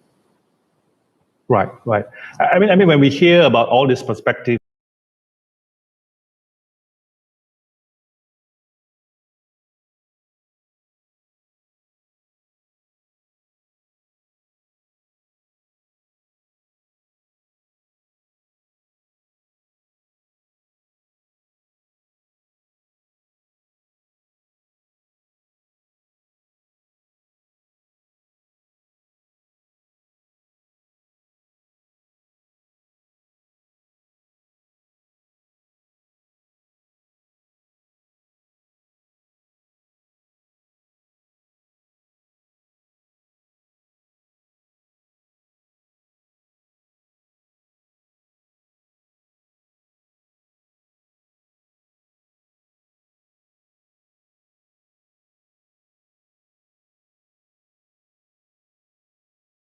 to now how we talk about cashless society, and then when we reflect back of what's happening in the rest of the world, right? And I'm sure when I raise this country, China, everybody would hear stories about China, about their friends' experience in China, and like cash is almost non-existent there. I mean maybe I just exaggerate, but that's the seems to be where is it heading to, right?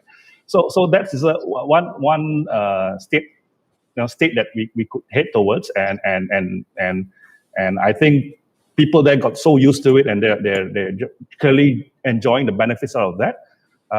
Perhaps maybe just again to open to the panel, right? That what do you think lessons we can learn from China, because China's rate of adoption is much faster than many other countries in the world, right? And it's not just Malaysia, but in the world. And is there any barriers that we think exist in Malaysia that we could learn from the China experience to accelerate the growth here on adoption of cashless society? So anybody feel free to chip in. Can I? Yeah, sure, Mozam. Start if you don't mind. Actually, if we look at China, what happened is that they leapfrog. I did mention that we have a very mature, card environment in Malaysia, but they leapfrog that from cash straight away into digital wallets. So that's the reason why probably, Adrian, we may see that China, the way how they move is so fast, and why Malaysia is not moving as fast. Because we have got this middle convenience, actually, which is also cashless, but using card. They never went through that card. To them, it's always cashless, cardless. Yeah. We are cashless with card at this point in time. So obviously, but we're moving there, right? So I think in terms of our development for Malaysia, I mean, there has been healthy development. I'm sure you would have seen that while in the beginning, I think different institutions are having their own initiatives on this. But I think as an industry, we came together to develop this real-time retail payment platform by PayNet. I'm sure you've heard it. Which is a shared payment infrastructure in Malaysia, which is owned by the banks in Malaysia. That will enable instant payments between banks and e-money accounts and make it more seamless. And in running this RPP, there's also the rollout of our Do It Now QR that enable merchants to accept payments from customers, from the participating banks. And we talk about participating banks, it's most banks in Malaysia and also the e-wallet operators. And the beauty is that we are using a single unified QR.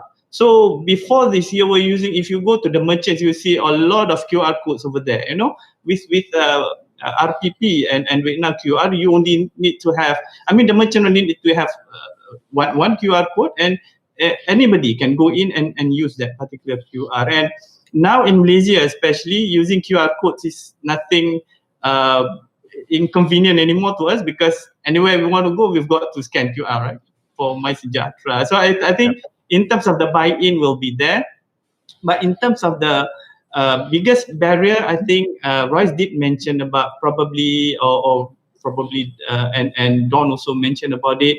When you talk about cashless transaction, there will be that digital footprint, basically, and people might be a bit worried that their transaction being recorded, because we've also seen, for example, one incident that we saw what happened in China, whereby the credit scores of thousands of Alipay users appeared in some kind of Alipay and will use it report without their consent, because basically what they did obviously was check by default, meaning that if you do not want that to be shared, you've got to tick, rather than you tick if you want it to be shared, that kind of thing. So, and that caused, some concern among the users. So I think it is very important here, if we were to give trust for people to use these cashless transactions and all that, while they are aware that some data will be collected, but how do we use the data must be, we need to have proper consent, and the data can only use for, financial inclusion purposes, like I mentioned just now, in terms of, for policy making by the government and all that, not so much for cross-marketing, cross-selling and all this. Okay. Thank you. So Mozam, I think you raised a very good point about trust. Definitely, for any of this to work, I mean, trust in the system, trust in the technology, trust in the players are very important. And you raised a very good comment about China's experience, right? Jumping from cash straight to a kind of a cashless payment without the intermediary cards and all. But just to challenge that idea a bit, and maybe the other panelists can chime in, is that in Malaysia, whilst we do have the intermediary, and then moving to hopefully a bit more e-wallets and all, I think still quite I won't say majority, but still quite a large enough population still prefers cash, right? And maybe there are for certain generation or certain geographical places. So that's where I think a bit different from China experience, because I think age doesn't matter, where you are in China doesn't matter, and they just are supposed to be forced in a way because nobody wants to accept cash anymore. But I'm not sure whether we want to go into that extreme. But maybe let the other panels just chime in to this topic. Yeah, I would say that mindset change is quite important, right? Even if I look at it personally myself, actually e-wallet has been around for a long while. If it's not because of the COVID-19, right? Last year, I started to use the e-wallet. Otherwise, earlier part, I was just thinking that I'm pushing back. I don't want to use it. So as what I think, Adrian, you say is quite correct. It could be also is the people mindset, adoptions, and even now when we go around and started to maybe talk to certain merchants to ask that, because once we used to this way of cashless, I don't withdraw cash so much anymore, right? So, and when certain merchants don't accept, then we have no choice, we have to pay cash. So that it is a transitioning phases, I would say. The ecosystem is important, definitely like what Jake Mozam mentions, the support from government and together with the payment industry equally very important. In terms of the lower rate, the merchants rate and the adoption. I think that some of the player, what they did is even that I think across the COVID period last year, they actually waived the so-called registration fee. That helps to actually onboard a lot more merchants. I think Bank Negara statistics did share across 2020 versus 2019, the registration rate for merchants, I think, increased by 164%. So we need this sort of push. Sometimes without that, people are just actually adopting it at a very snail pace. So I would say these are some of the things you need the whole ecosystem, be it from government, the businesses, as well as the societies to work together to drive toward this cashless society. Yeah, definitely. Yeah. I agree, Don, when on what you mentioned on the once you experience the seamlessness of going cashless, you will you're not likely to move back to using cash. Like for example, for myself, I think for the past 6 months I've only went to the ATM twice. Well, maybe because of the MCO but I've also been using e-wallets mainly. I do not withdraw cash that much. So yeah, and I think a barrier to this, I think, will definitely be a reluctance to change, because we have people who they're always asking, what's the value add for me to adopt cashlessness? I mean, using a card payment is also a cashless form of payment. So like in Malaysia, like what Mozam mentioned, I think the evolution of our payment systems are slightly more matured initially. in the sense that most of us have cards, credit cards and debit cards. I think about 40% of the working population has credit cards. So I think looking at Bank Negara statistics, I think there are about 9.6 million credit cards in circulation. But in terms of credit cards, there are 47 million in circulation. So yeah, and one thing, like Mr. Mozam mentioned again, is that we have to note is China sort of skipped the cards evolution and went directly into cashless payments. So that sort of accelerated their adoption, for cashless payments. Right. Yeah, no, I think Royce and Nizam are correct in that obviously the sort of infrastructure environment and the consumer habit environment makes a big difference, right? If you go back a decade in Vietnam, banking penetration and smartphone penetration is probably in the mid-teens. Today, smartphone penetration is practically 100%, whereas banking penetration now is just probably slightly over a third of the population here. And never mind card penetration in terms of debit or credit cards. So you basically have a tool in almost everybody's hands that if you wanted to implement a phone or app-based payment system, you already have a greater installed base. So again, I'm sure all of us, I made a trip to Shenzhen, I remember a little over 5 years ago, and it did strike me how, trying to pay with cash, whether in a taxi or at a convenience store, I got these kind of dirty looks like, hey, don't you have Alipay or WeChat Pay? And even, the street performers, they also, had QR codes instead of accepting cash as a tip. So it's really about what is the environment and what are the consumer habits. And in the end, if you offer something that's of significant value or decreases the friction of transactions that people can trust, you're going to get very rapid and high adoption rates. Right. Yeah, thank you, Harry. And very, it just summarizes the conclusion of this panel on this topic quite well, in the sense that, again, it's a convenient way, and again, you just have to build people's trust in that mechanism, and once they are used to it, and it's just a new way of doing and new acceptable way of doing, and people will naturally gravitate toward anything that's less friction, right? More convenient for them, less friction is natural human gravitation towards. So that's how we can make it more successful or push towards successful in Malaysia. So we've explored a very good discussion on cashless society and the topic, but the topic of this whole panel was just about digital banking, powering a cashless society in Malaysia. So now let's move on to digital banking itself in that right now. And here maybe a question for Mozam as the incumbent bank, right? And really, it's always top of everybody's mind, and we are looking at 5 digital bank licenses entrants coming in the next few years, and really, what's your view on them in terms of do they present a direct threat to you or the other incumbents here in Malaysia, or instead it presents opportunities for yourselves to transform yourself in light of this upcoming competition? Okay, thank you, Adrian. Yeah, I think we are in a business whereby there's fair competition in Malaysia. There are more than 30 banks, basically, 9 large banking groups. So competition is natural for us. And obviously, these are competition from the traditional banks, right? But if we were to dial back a few years, maybe about 30 plus years ago, we Bank Islam, we were a disruptor. In a way, we were the first Islamic bank coming in when all other banks were conventional. But then after that, what happened?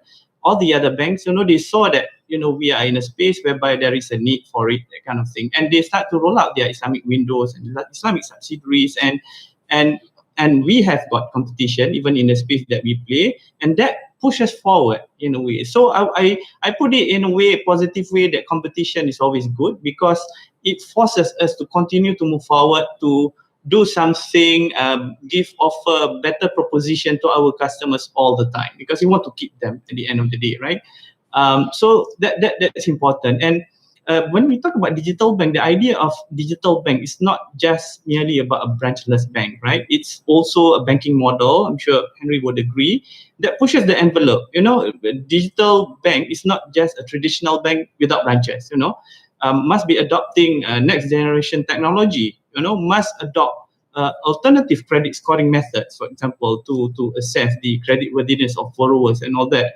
Must be able to drive financial inclusion because, as in Malaysia as well, we know that Bank Negara even put the condition there that for digital banks, they must play in this space, right? The core mandate for digital banks, especially in Malaysia, is to uplift the financial well-being of individuals and also businesses that are currently underserved or unserved from credit perspective, right? There are two parts of it. From deposit perspective, I think we are almost 100% served in Malaysia. But from credit perspective, there's a big portion of underserved. When you talk about the solopreneurs, when you talk about the micro SMEs and all that, there's a still untapped segment over there. So to make an impact, digital banks must deploy new technology that can enable new ways to capture this wider alternative data in serving the underserved and driving financial inclusion. So, but when we speak about, is it going to be a direct competition and all that between incumbent banks and digital banks? When we look at it 5 years ago, 6 years ago, we thought that was going to be the case. But as we mature, I think there's a much better understanding among us, the traditional banks, and also the digital banking experience, to say that there needs to also be some kind of strong collaboration, between the two, because while digital banks explore and sort of chart and pave the new way for banking solutions, new banking solutions using digital core, using cloud, and all that. The incumbent banks can still play a role in working together with them, providing services or infrastructure. Banking as a service is something new that's coming up that traditional banks are offering, because this will enable the digital banks continue to have a lean structure. Now, why I say that, Adrian, if you look at the context from Malaysia, the limit that's being put for these digital banks is 3 billion ringgit worth of assets, right? Mm-hmm. Now we know we are in banking. Banking is about scale, right? For you to be able to operate efficiently, effectively, and all that, it means that the digital banks need to be lean. So, but when you look at the prudential requirements, the regulations and all that, you need to have any bank, digital bank, traditional bank, you need to have your treasury function, product development, you need to have your Sharia, your risk management, and all that. Now, would you be able to have it internally on your own for yourself, right? So that's why the thinking now is that other than seeing it as a direct competition, we are also looking at probably offering ourselves to digital banks to say that there is opportunity for digital banks to work with traditional banks to leverage on some of our existing infrastructure that we already have, right, from the perspective of, like I mentioned, infrastructure and also expertise going forward. So that's my view on it. Okay, thanks, Muazzam. And it's a very interesting perspective that you're looking at. I suppose the market in Malaysia is big enough, right? And they're all, we're going to try to serve as many needs as possible, right? And some needs can be a bit better served than the digital bank in terms of their focus areas and all. Obviously, there will be certain competing areas, but really the market is big enough for everyone. And maybe Henry, I just wanted to pick your brains a bit, because again, you already launched digital banks really operating in Vietnam, and two angles to your question are, one is learning about Vietnam, a bit about what Muazzam say, collaboration between conventional and digital banks, right? Is it happening in Vietnam as example? And secondly, maybe also about your own success stories in terms of your launch of your digital bank, Timo Bank in Vietnam, and pain points that have you gone through. And again, perhaps because you're ahead of the curve, we could learn something from you in Malaysia, right? Ourselves. So maybe just around those areas, Henry? Sure. Bill Gates very famously said, banking is necessary, but banks are not. And he said this almost 3 decades ago. And I think that's really the essence of any service or business, right? People don't necessarily exactly need what you are, but they need what you offer, right? And for banks, obviously, this is an industry that, for rightful reasons, is very heavily regulated, right? There are significant barriers to entry for all the things that Nizam said, which is you have to have the right fiduciary functions, risk and compliance, treasury, etc. Because in the end, what is more important to most people in terms of their living and life is managing their money and wealth, right? And you have to establish trust. And this is why, people often ask me, oh, do you think neobanks or digital banks will be replacing banks? I say, of course not, right? We're offering just a new path that, again, to Nizam's point is, of course, we're a disruptor and bringing technology and bringing a different mindset to this industry. But banking is so heavily dependent on trust, right?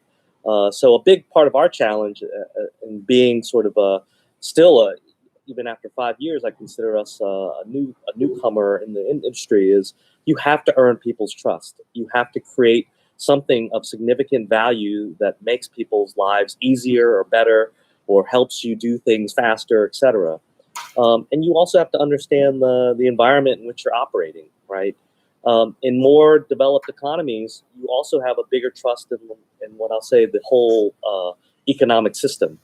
In the US, I have no problems transacting online and sharing credit cards, and obviously particularly with the big platforms like Amazon, et cetera, because I know I can trust them. And what I mean by trust is they're going to manage my information securely. I know that if I pay for something, I'm going to get what I ask for, and if I don't, they will make amends. So the same thing has to happen here. More and more people, obviously, in Vietnam, in Southeast Asia, and it's been accelerated by the pandemic, are transacting from afar, right? We can use that term for e-commerce. But quite frankly, in Vietnam, there's still a very, very low trust transaction environment, because can I trust this seller? Most of the times when you're buying things online, you're not buying it from the company. You're not buying it from Lazada or Shopee. You're buying it from another transacted party. So, am I going to use my credit card? Probably not, because I need to see the goods. When the shipper brings it to me, I need to open it and make sure that I am getting exactly what I'm offered, right? Whereas in the US, I don't need to see it before I pay. I trust, right? So I think even when it comes to banking services, it's the same thing, which is, can I establish something of value? Can I develop a relationship with you as a consumer, as a client, that you trust me, that I'm going to do the right things for you? If I look at in a broader way on the whole, I think all of us, if we really understood how much information we share with Facebook or Google, we would be actually astounded. But at the same time, we've entered into a contract with these services. For one, we don't pay for them, right? And really the cost to us is, quite frankly, our data, right? They're serving us in a way that, I don't mind that Google knows every place I go to, because it gives me great information when I need to know how long it's going to take me to get to my next meeting, right? So same thing with digital banking services. We're not here to replace banks. We're here to provide the service in a much more seamless way, in a much more frictionless way, and obviously we have to deliver value. And because of that, the banks are also going to respond. So I think in the end, competition and technology development and disruption all is in the service of customers, and we're all going to get better. And in 10 years, just like e-commerce, we're not going to really call it e-commerce or digital banking anymore. It's just banking, right? Yeah. So I think Henry, you touched again on trust and the use of data, and this is a very good then question segue of back to Dawn, really, right? Because if you think about trust in data, if you think about digital banks as a means to serve the customer better, prospective as well as their current customers, it's just to use the data that's available to then serve them better, right? And perhaps analytics behind those data as well. So Dawn, maybe coming from the perspective of the information service provider that provide all those data or provide those analytics, maybe just some perspective on challenges, if you see any, or perhaps opportunities for banks in this topic of information and data. Yeah. If you look at it, right, for traditional banks, I think typically they serving the current segment of customer. They rely, I think in the Malaysia context, they rely on secrets information, which is I think the banking payment information managed by Bank Negara Malaysia. This actually does give a lot of insights in terms of how the individual, in terms of creditworthiness, how are they conduct themselves. But the challenge that I would say definitely even don't talk about the underserved or unserved segment, even for the current period during the pandemic, with the repayment assistance extended by government in terms of the loan moratorium. They are banks because banks are our clients, and they are also looking at is there any other form of alternative data points that can help them to improve their overall loan approval and underwriting process. So if you come back to this, right, one of the mandates put forth by Bank Negara for digital bank applicants is to make sure that they target the segment that is underserved or unserved by the majority of the financial services company at this stage. And these are the group of people may have lack of information from the former banking system. So in that sense, right, they may not be in the system. So there will be this information asymmetry. And apart from the traditional sources of credit data, be it from the banks, be it from the non-bank, any form of alternative data sources combining with the analytics, kind of advanced analytics would give people insight. I think one of the things about the trust that we talk about here is also whether the banks or the digital banks are able to harness the customer insights to deliver the right products and services, right? Instead of standard one-size-fits-all kind of approach, targeting or the marketing that reaching out to people. So if you look at it from experience perspective, we also constantly, it's part of our visions to look at, apart from traditional data sources, what are the alternative data that is available in the market apart from banking, credit, or non-bank credits type of information. We are also looking at maybe telco, e-commerce.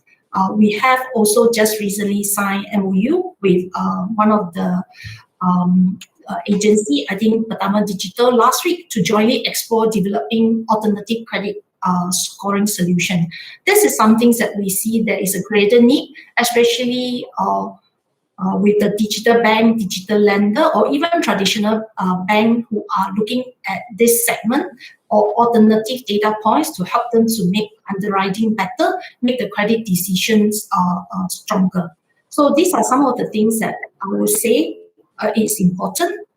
And if you look at how we actually support, right, apart from actually supporting traditional banks who have transformed part of their services to digital platform, I would say Bank Islam is one of the, I think, traditional incumbent banks who really actually craft up segments to drive in terms of digitalization. Or we also have traditional banks who are partnering new technology players to develop a digital bank, and also those other new digital bank challenges, right?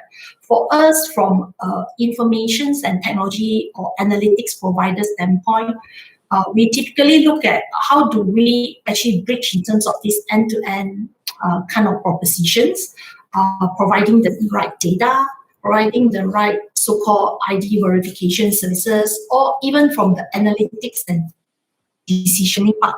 So how we can actually assist banks in that angle.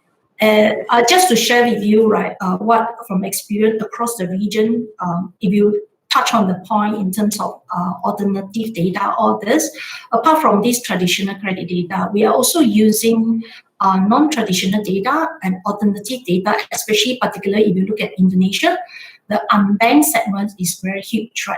So it's one of the countries that we have launched our alternative credit score. And within the first year of rollout, what we have seen is that our score has given 180 million people in Indonesia a credit profile for the first time. That is always a challenge that for lenders within Indonesia, they may not be able to have the insights for them to give out a loan.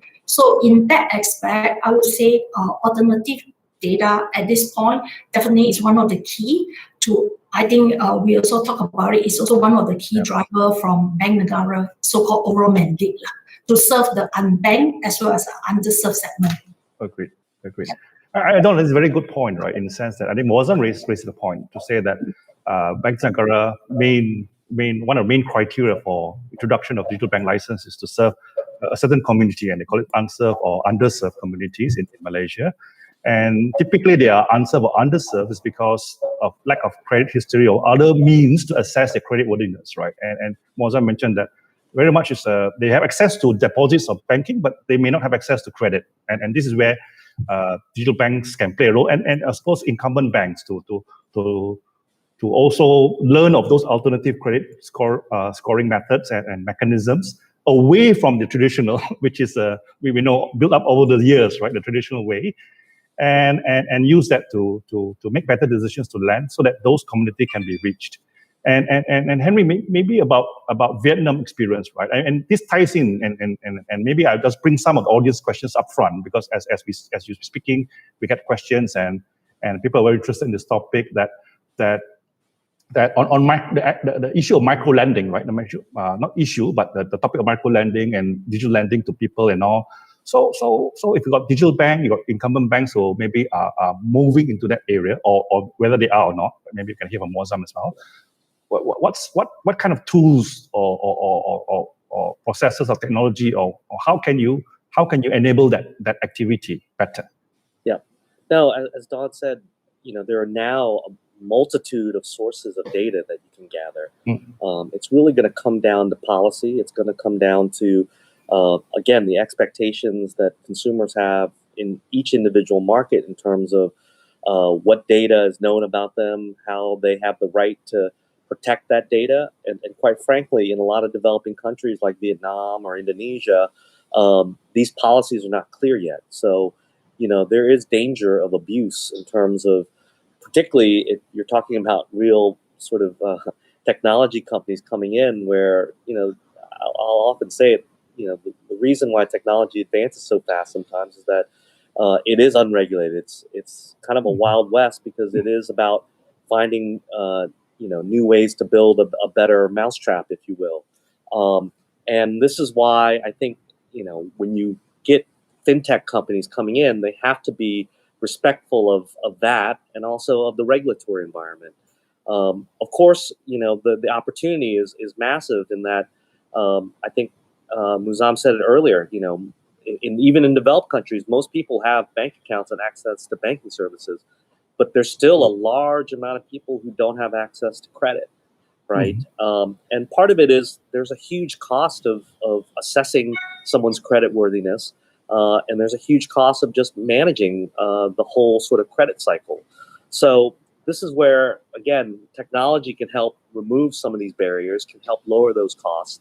This is why we're seeing a lot of these micro lending platforms that come about, because now with digital data, with e-wallets, et cetera, you have this much richer, much more robust transactional history. And if you combine it with other data sources, whether telco data sources, whether frankly social media and technologies usage information, you can develop a very full picture of someone's transactional life, and then therefore turn it into some sort of credit scoring. Now, the danger that we've already alluded to is, how much is that anonymized? How much is knowing too much about what I do? And I think there's also going to be this kind of reactionary, well, you know what?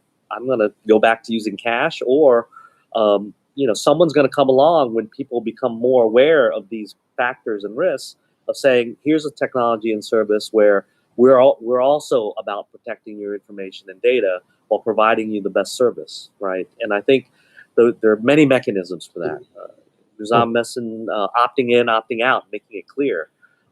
Unfortunately, I think a lot of technology companies try to make it as opaque as possible, right? If you ever tried to read the user agreements for Facebook, Google, et cetera, or even tried to adjust your privacy settings, good luck, right? They don't make it easy, because so much of their business is derived off of that. So as we evolve kind of into this new era where particularly now, sure, I'm just using search or I'm using social media, and I'm okay with them sharing my data because it gives me value. But when it starts coming to my money, and the more you know about how much I make, how I spend it, like that becomes a greater concern than, what am I spending my time watching? So, so I think this is the big challenges that both obviously fintech companies have and banks have, because we're moving towards the same frontier of technology-enabled banking services and how we are able to deliver the best service while the best security is offered and privacy is offered for our customers. Yeah. That's great. And maybe Royce, just to we heard a bit from the people in the industry on how they use data and how, and obviously there's a balance between one angle that I use data to make your lives better, right? But from the person whose data is being used, and say that it's maybe not for you to think how to make my life better, and I value my privacy more and data. So maybe you give the angle from the consumer, right, or this consumer in Malaysia in that perspective. How can we strike that balance, or how can we convince the consumer, the banks here, that it's really make your life better, right? Trust us. I agree with the fellow panelists that definitely the bank is in the business of trust. Why do we say so? As depositors, when they place deposit money in the bank, we trust the bank with that money. And even when not see in this digital age, I think equally important is the data that we trust the bank with. Banks, they have a lot of confidential and private information. Our spending behaviors over the years, and then down to knowing our dependents, salaries, commitments. Even our behavioral patterns when it comes to spending. So I think banks are one of those that have a lot of information about us, and probably, in fact, they know us better than ourselves, I think. So, which is, I think, where they need to come up with products that will create a strong value proposition in that sense. So, I think when it comes to trusting the banks, there probably is the dark moments of banking history that kept consumers adopting banks. Like the case of rogue trading in the 1990s, Barings Bank in the UK. And then in our own Malaysian context, the four-letter word company that shocked the nation. And also, definitely trust is something vital, whether you're in a digital or conventional banking. And so as long as you're in banking sector to take deposits, trust will always be fundamental to ensure the bank's viability. And so I think it is something that banks will always have to reaffirm its customers and clients. And in this sense, I think also Bank Negara is helping the industry to sort of reaffirm and reinstate that trust. As far as I understand, I think Bank Negara has an aspiration to professionalize the industry, which the reason that I'm thinking is to instill the professional liability on banking officers. They encourage bank officers to take up the AICD qualification, the Chartered Banker qualification. So, like Chartered Accountancy qualification, there is a certain code of ethics and conduct that you need to adhere to. And once you breach that, you no longer have any standing in industry. So, I think probably that's what Bank Negara's vision is.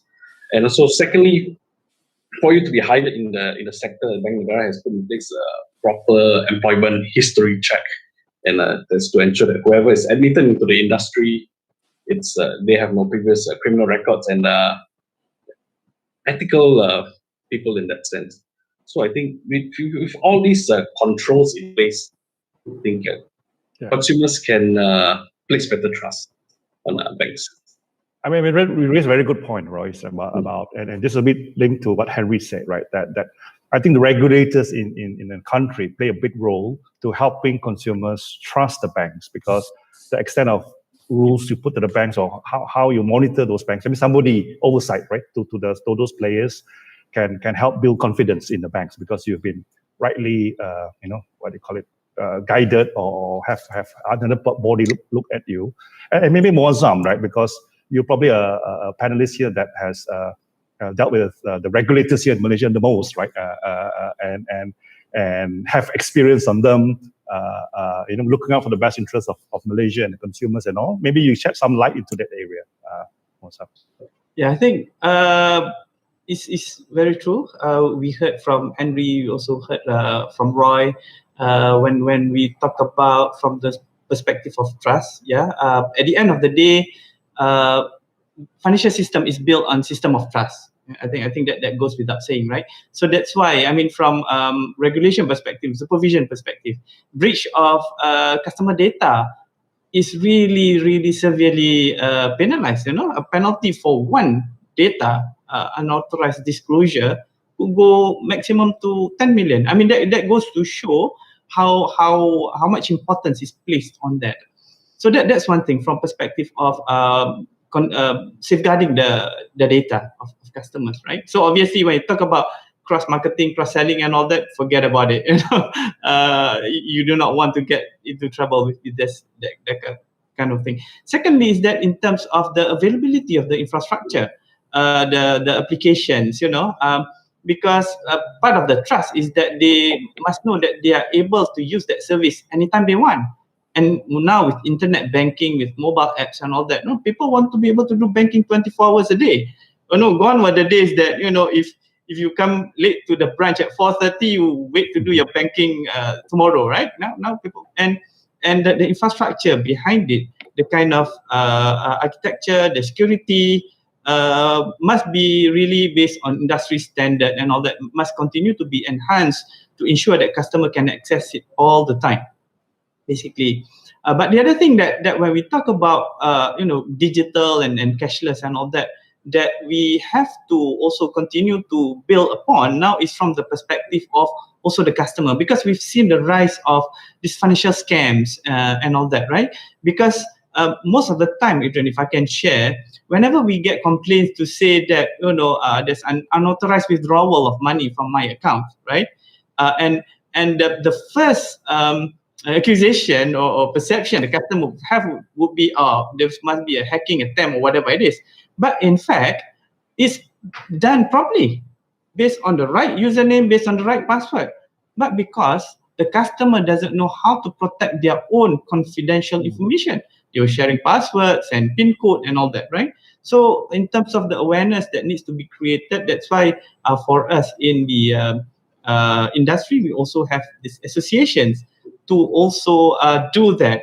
And these are all key ingredients in ensuring that the trust is preserved, basically, in the financial system. Because at the end of the day, financial stability relates very closely to the trust that the people would have. Right. Anything to chip in, Dawn, if you on this trust topic? Not too sure how much time we have. Okay. Yeah, we will just last one, and I will do a closing. Yeah, maybe just a quick one in terms of, if I walk back to talk about data privacy, all this, right? One of the key things that in terms of the trend globally is actually driving consented data, meaning that like open banking is definitely one of the area a lot of countries has started to move toward, and Bank Negara, I think in Malaysia here, also exploring that. And if you look at it, if there is a proper mechanism in place, consumer is the ones who has actually given consent that for whoever the parties to use the information, and that would actually definitely helps even from analytics scoring standpoint, because transactional data from your banking account and all this, which actually form part and parcel of information, helps to goes into the insights of the consumer.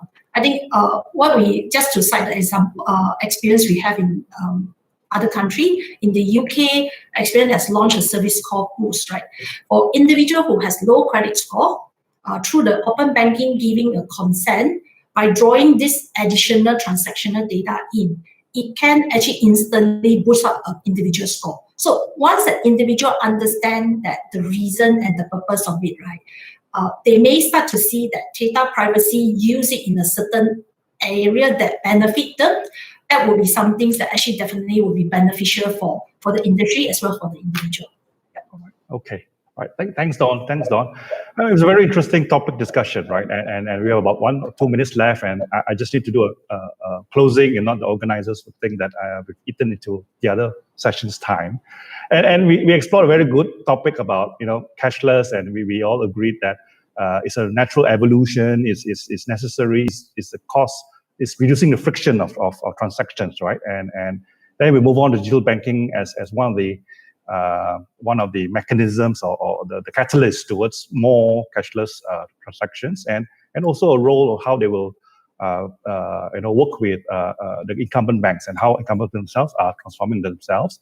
But a very common theme to all this discussion is also about trust. And we talk about it's mentioned so many times, and I think we all can agree that for us to chart Malaysia's journey towards a successful cashless society, both traditional and digital banks would play and not need to play a big role in fostering trust and confidence from the customers, and also with the right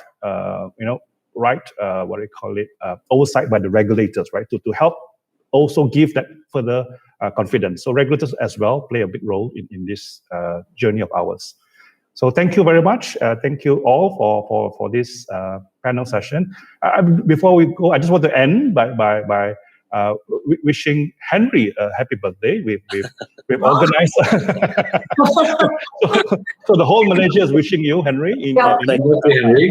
Thank you. I thought this was my birthday party. Well, yeah. we have 30 million presents coming your way, right? So just look out for that, yeah. So I guess thanks all for this great panel session, and have a good day. Okay, thank you, Adrian. Thanks, Adrian. Bye.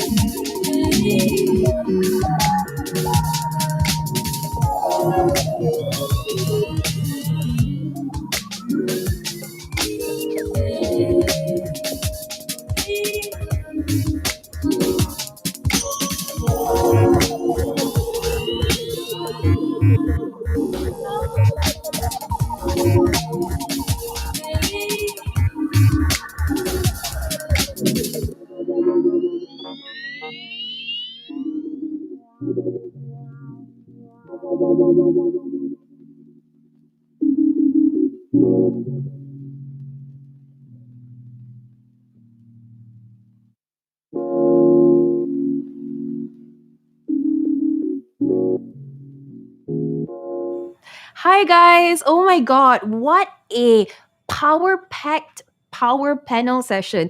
What a great way to start our first section for the day. And we also have a birthday. So happy birthday, Henry Win. For all of you guys out there, I don't have to hope that you have enjoyed the power panel session because we got a wonderful amount of questions, which shows us that you guys are ready to engage, which is what we're about. However, we apologize due to the lack of the time. We couldn't address your questions during the panel, but later we will work hard in order to get to make sure that we get back to your questions. So I would just want to thank you again to the power panel, Mr. Encik Muazzam, Don, Royce, Henry, and Adrian for such a great and insightful and engaging discussion. It really helped set the tone for today as well as for the rest of the day. It was a great honor to have you powering these events. And guys, I know it's the end of the power session, but we are just getting started. As I mentioned earlier, we are giving away 3 cool prizes to each of the 4 sessions of this conference, and all you need to do is to help us complete this short survey by scanning the QR code that is shown on your screen, or you can go to bit.ly/DGFin survey. That's DIGIFINSURVEY1. And we will be announcing the 3 winners of this session at the next session this afternoon. So we have 3 more awesome sessions in this 2-day conference. Later in the afternoon, our Terabyte partner Red Hat will be sharing on going cashless, going hybrid, the open source way. For those of you who have questions, stay tuned. Maybe you get some answers there as well. Then we also have a guest speaker from Keeple Play who will be presenting on the topic of championing financial inclusivity amongst the underserved. There is another power panel this afternoon as well, and the panel will be discussing battling financial cyber threats in the age of Corona. The panel will be participated by AirAsia, Cybersecurity Malaysia, Mizuho Bank, Red Hat, and it will be moderated by our knowledge partner, Boston Consulting Group. I hope you're as excited for this session as I am. So if you want to learn more about the conference agenda and the speaker profiles, you may scan the QR code on the top right of your screen, which is at the end over there, or you can go to bit.ly/StarDGFin. That's STARDIGIFIN. Please also share this event with your colleagues and your industry peers. We would love to engage with them as well. If you need any assistance from us, please do email us at events@thestar.com.my. For now, I'm signing out, but this page will remain live for the next 10 minutes. And please remember to complete the short survey and stand one of these to win one of these 3 cool and expensive prizes. Thank you, and I look forward to welcome you again later this afternoon at 2. Bye, guys.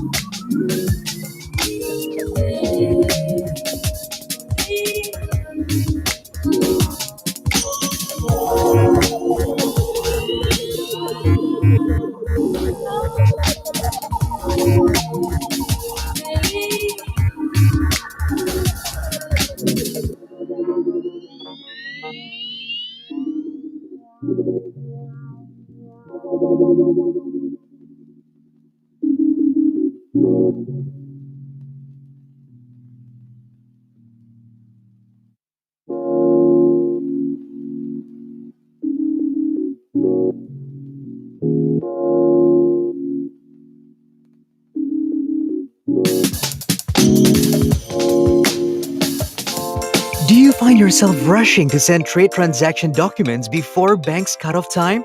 Are you having trouble tracking your transaction status? Do you dread going through endless phone calls just to find out your available balance? Well, You don't have to anymore. Introducing the Alliance BizSmart mobile app, the first in Malaysia that lets you submit trade transactions anytime, anywhere. No more hard copy documents. Submit everything online. Track your available balance and transaction status online. Fast disbursement of funds within 24 hours upon approval. Just follow these steps. 1. Log in to the BizSmart mobile app. 2. Key in the transaction details. 3. Upload the documents and submit for payment authorizer approval. And 4. You will receive a notification upon approval. Now, you can spend more time on growing your business. The Alliance BizSmart mobile app. Speak to our dedicated relationship manager to find out more.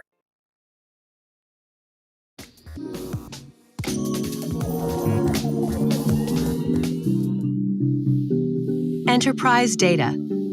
It's your most valuable resource, but managing your data is challenging and complex, and it's not generating enough strategic value. Your data is siloed, and it's fragmented both within those silos as well as across data centers, remote offices, and clouds. Multiple point solutions to manage your data further compound the fragmentation problem. You also maintain multiple copies of the same data, which is inefficient and expensive, and your data is dark. It's almost impossible to see what you have and where it's stored. To extract any value, you have to move volumes of data across silos and locations. All these challenges create a significant problem for the enterprise. We call this mass data fragmentation. At Cohesity, we take a revolutionary approach to bringing value to your data. We looked at how hyperscalers like Google answered this challenge in the consumer space. They consolidated consumer data onto a web-scale file system and added a layer of manageability to make it appear as a single platform. Then they exposed the value of that data through apps and services. At Cohesity, we are doing the same for enterprise data. We start by consolidating infrastructure with a software-defined web-scale platform. And just like Google first focused on building a great search engine, we focused on creating a great backup solution across clouds and data centers. Then we eliminated additional silos by bringing together your archive, file shares, dev test, and analytics. We provide one global management console so you can search and manage all your data from a single interface, no matter where it lives. Next, you can run apps and services to run your business-critical needs, such as ransomware protection, compliance checks, analytics, e-discovery, and much more. All in a single software solution that spans your data centers and multi-cloud environments. Cohesity, data management redefined.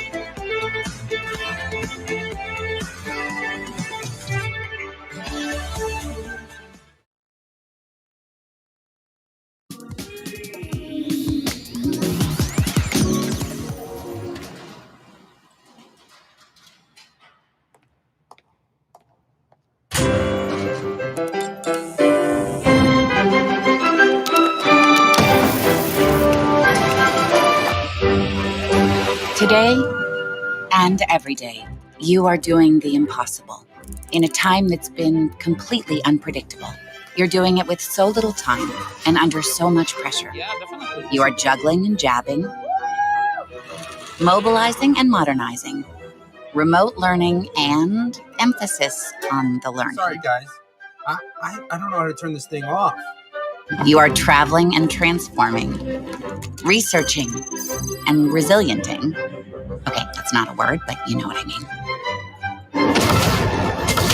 You are watching and welcoming, opening and, oh, wait, now you're closing, and now you're opening again. For businesses around the world, it's a real challenge because increasing disruption comes with increasing complexity and an increasing need to have today's problems solved yesterday. That's why businesses are rethinking everything.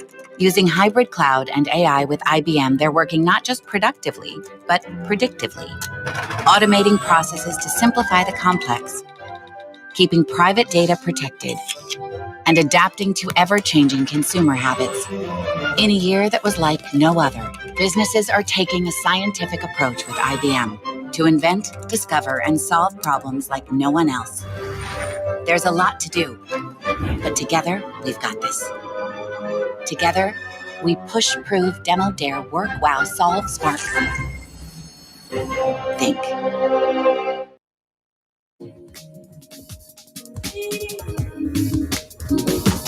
Because we've been this way from the start. Because a solution for one can be harnessed by others.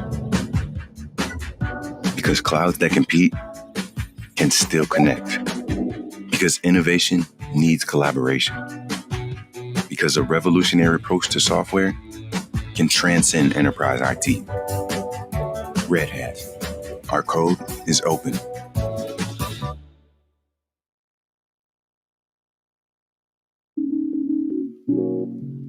Visa pioneered the electronic payments business more than 60 years ago, envisioning a world in which paying for something could be translated into electrons and photons that move across the globe at the speed of light. The consumer may access an infinite range of goods and services whenever he chooses, wherever he may be. Today, there are 3.4 billion Visa credentials around the world, from the largest cities to remote communities across the globe.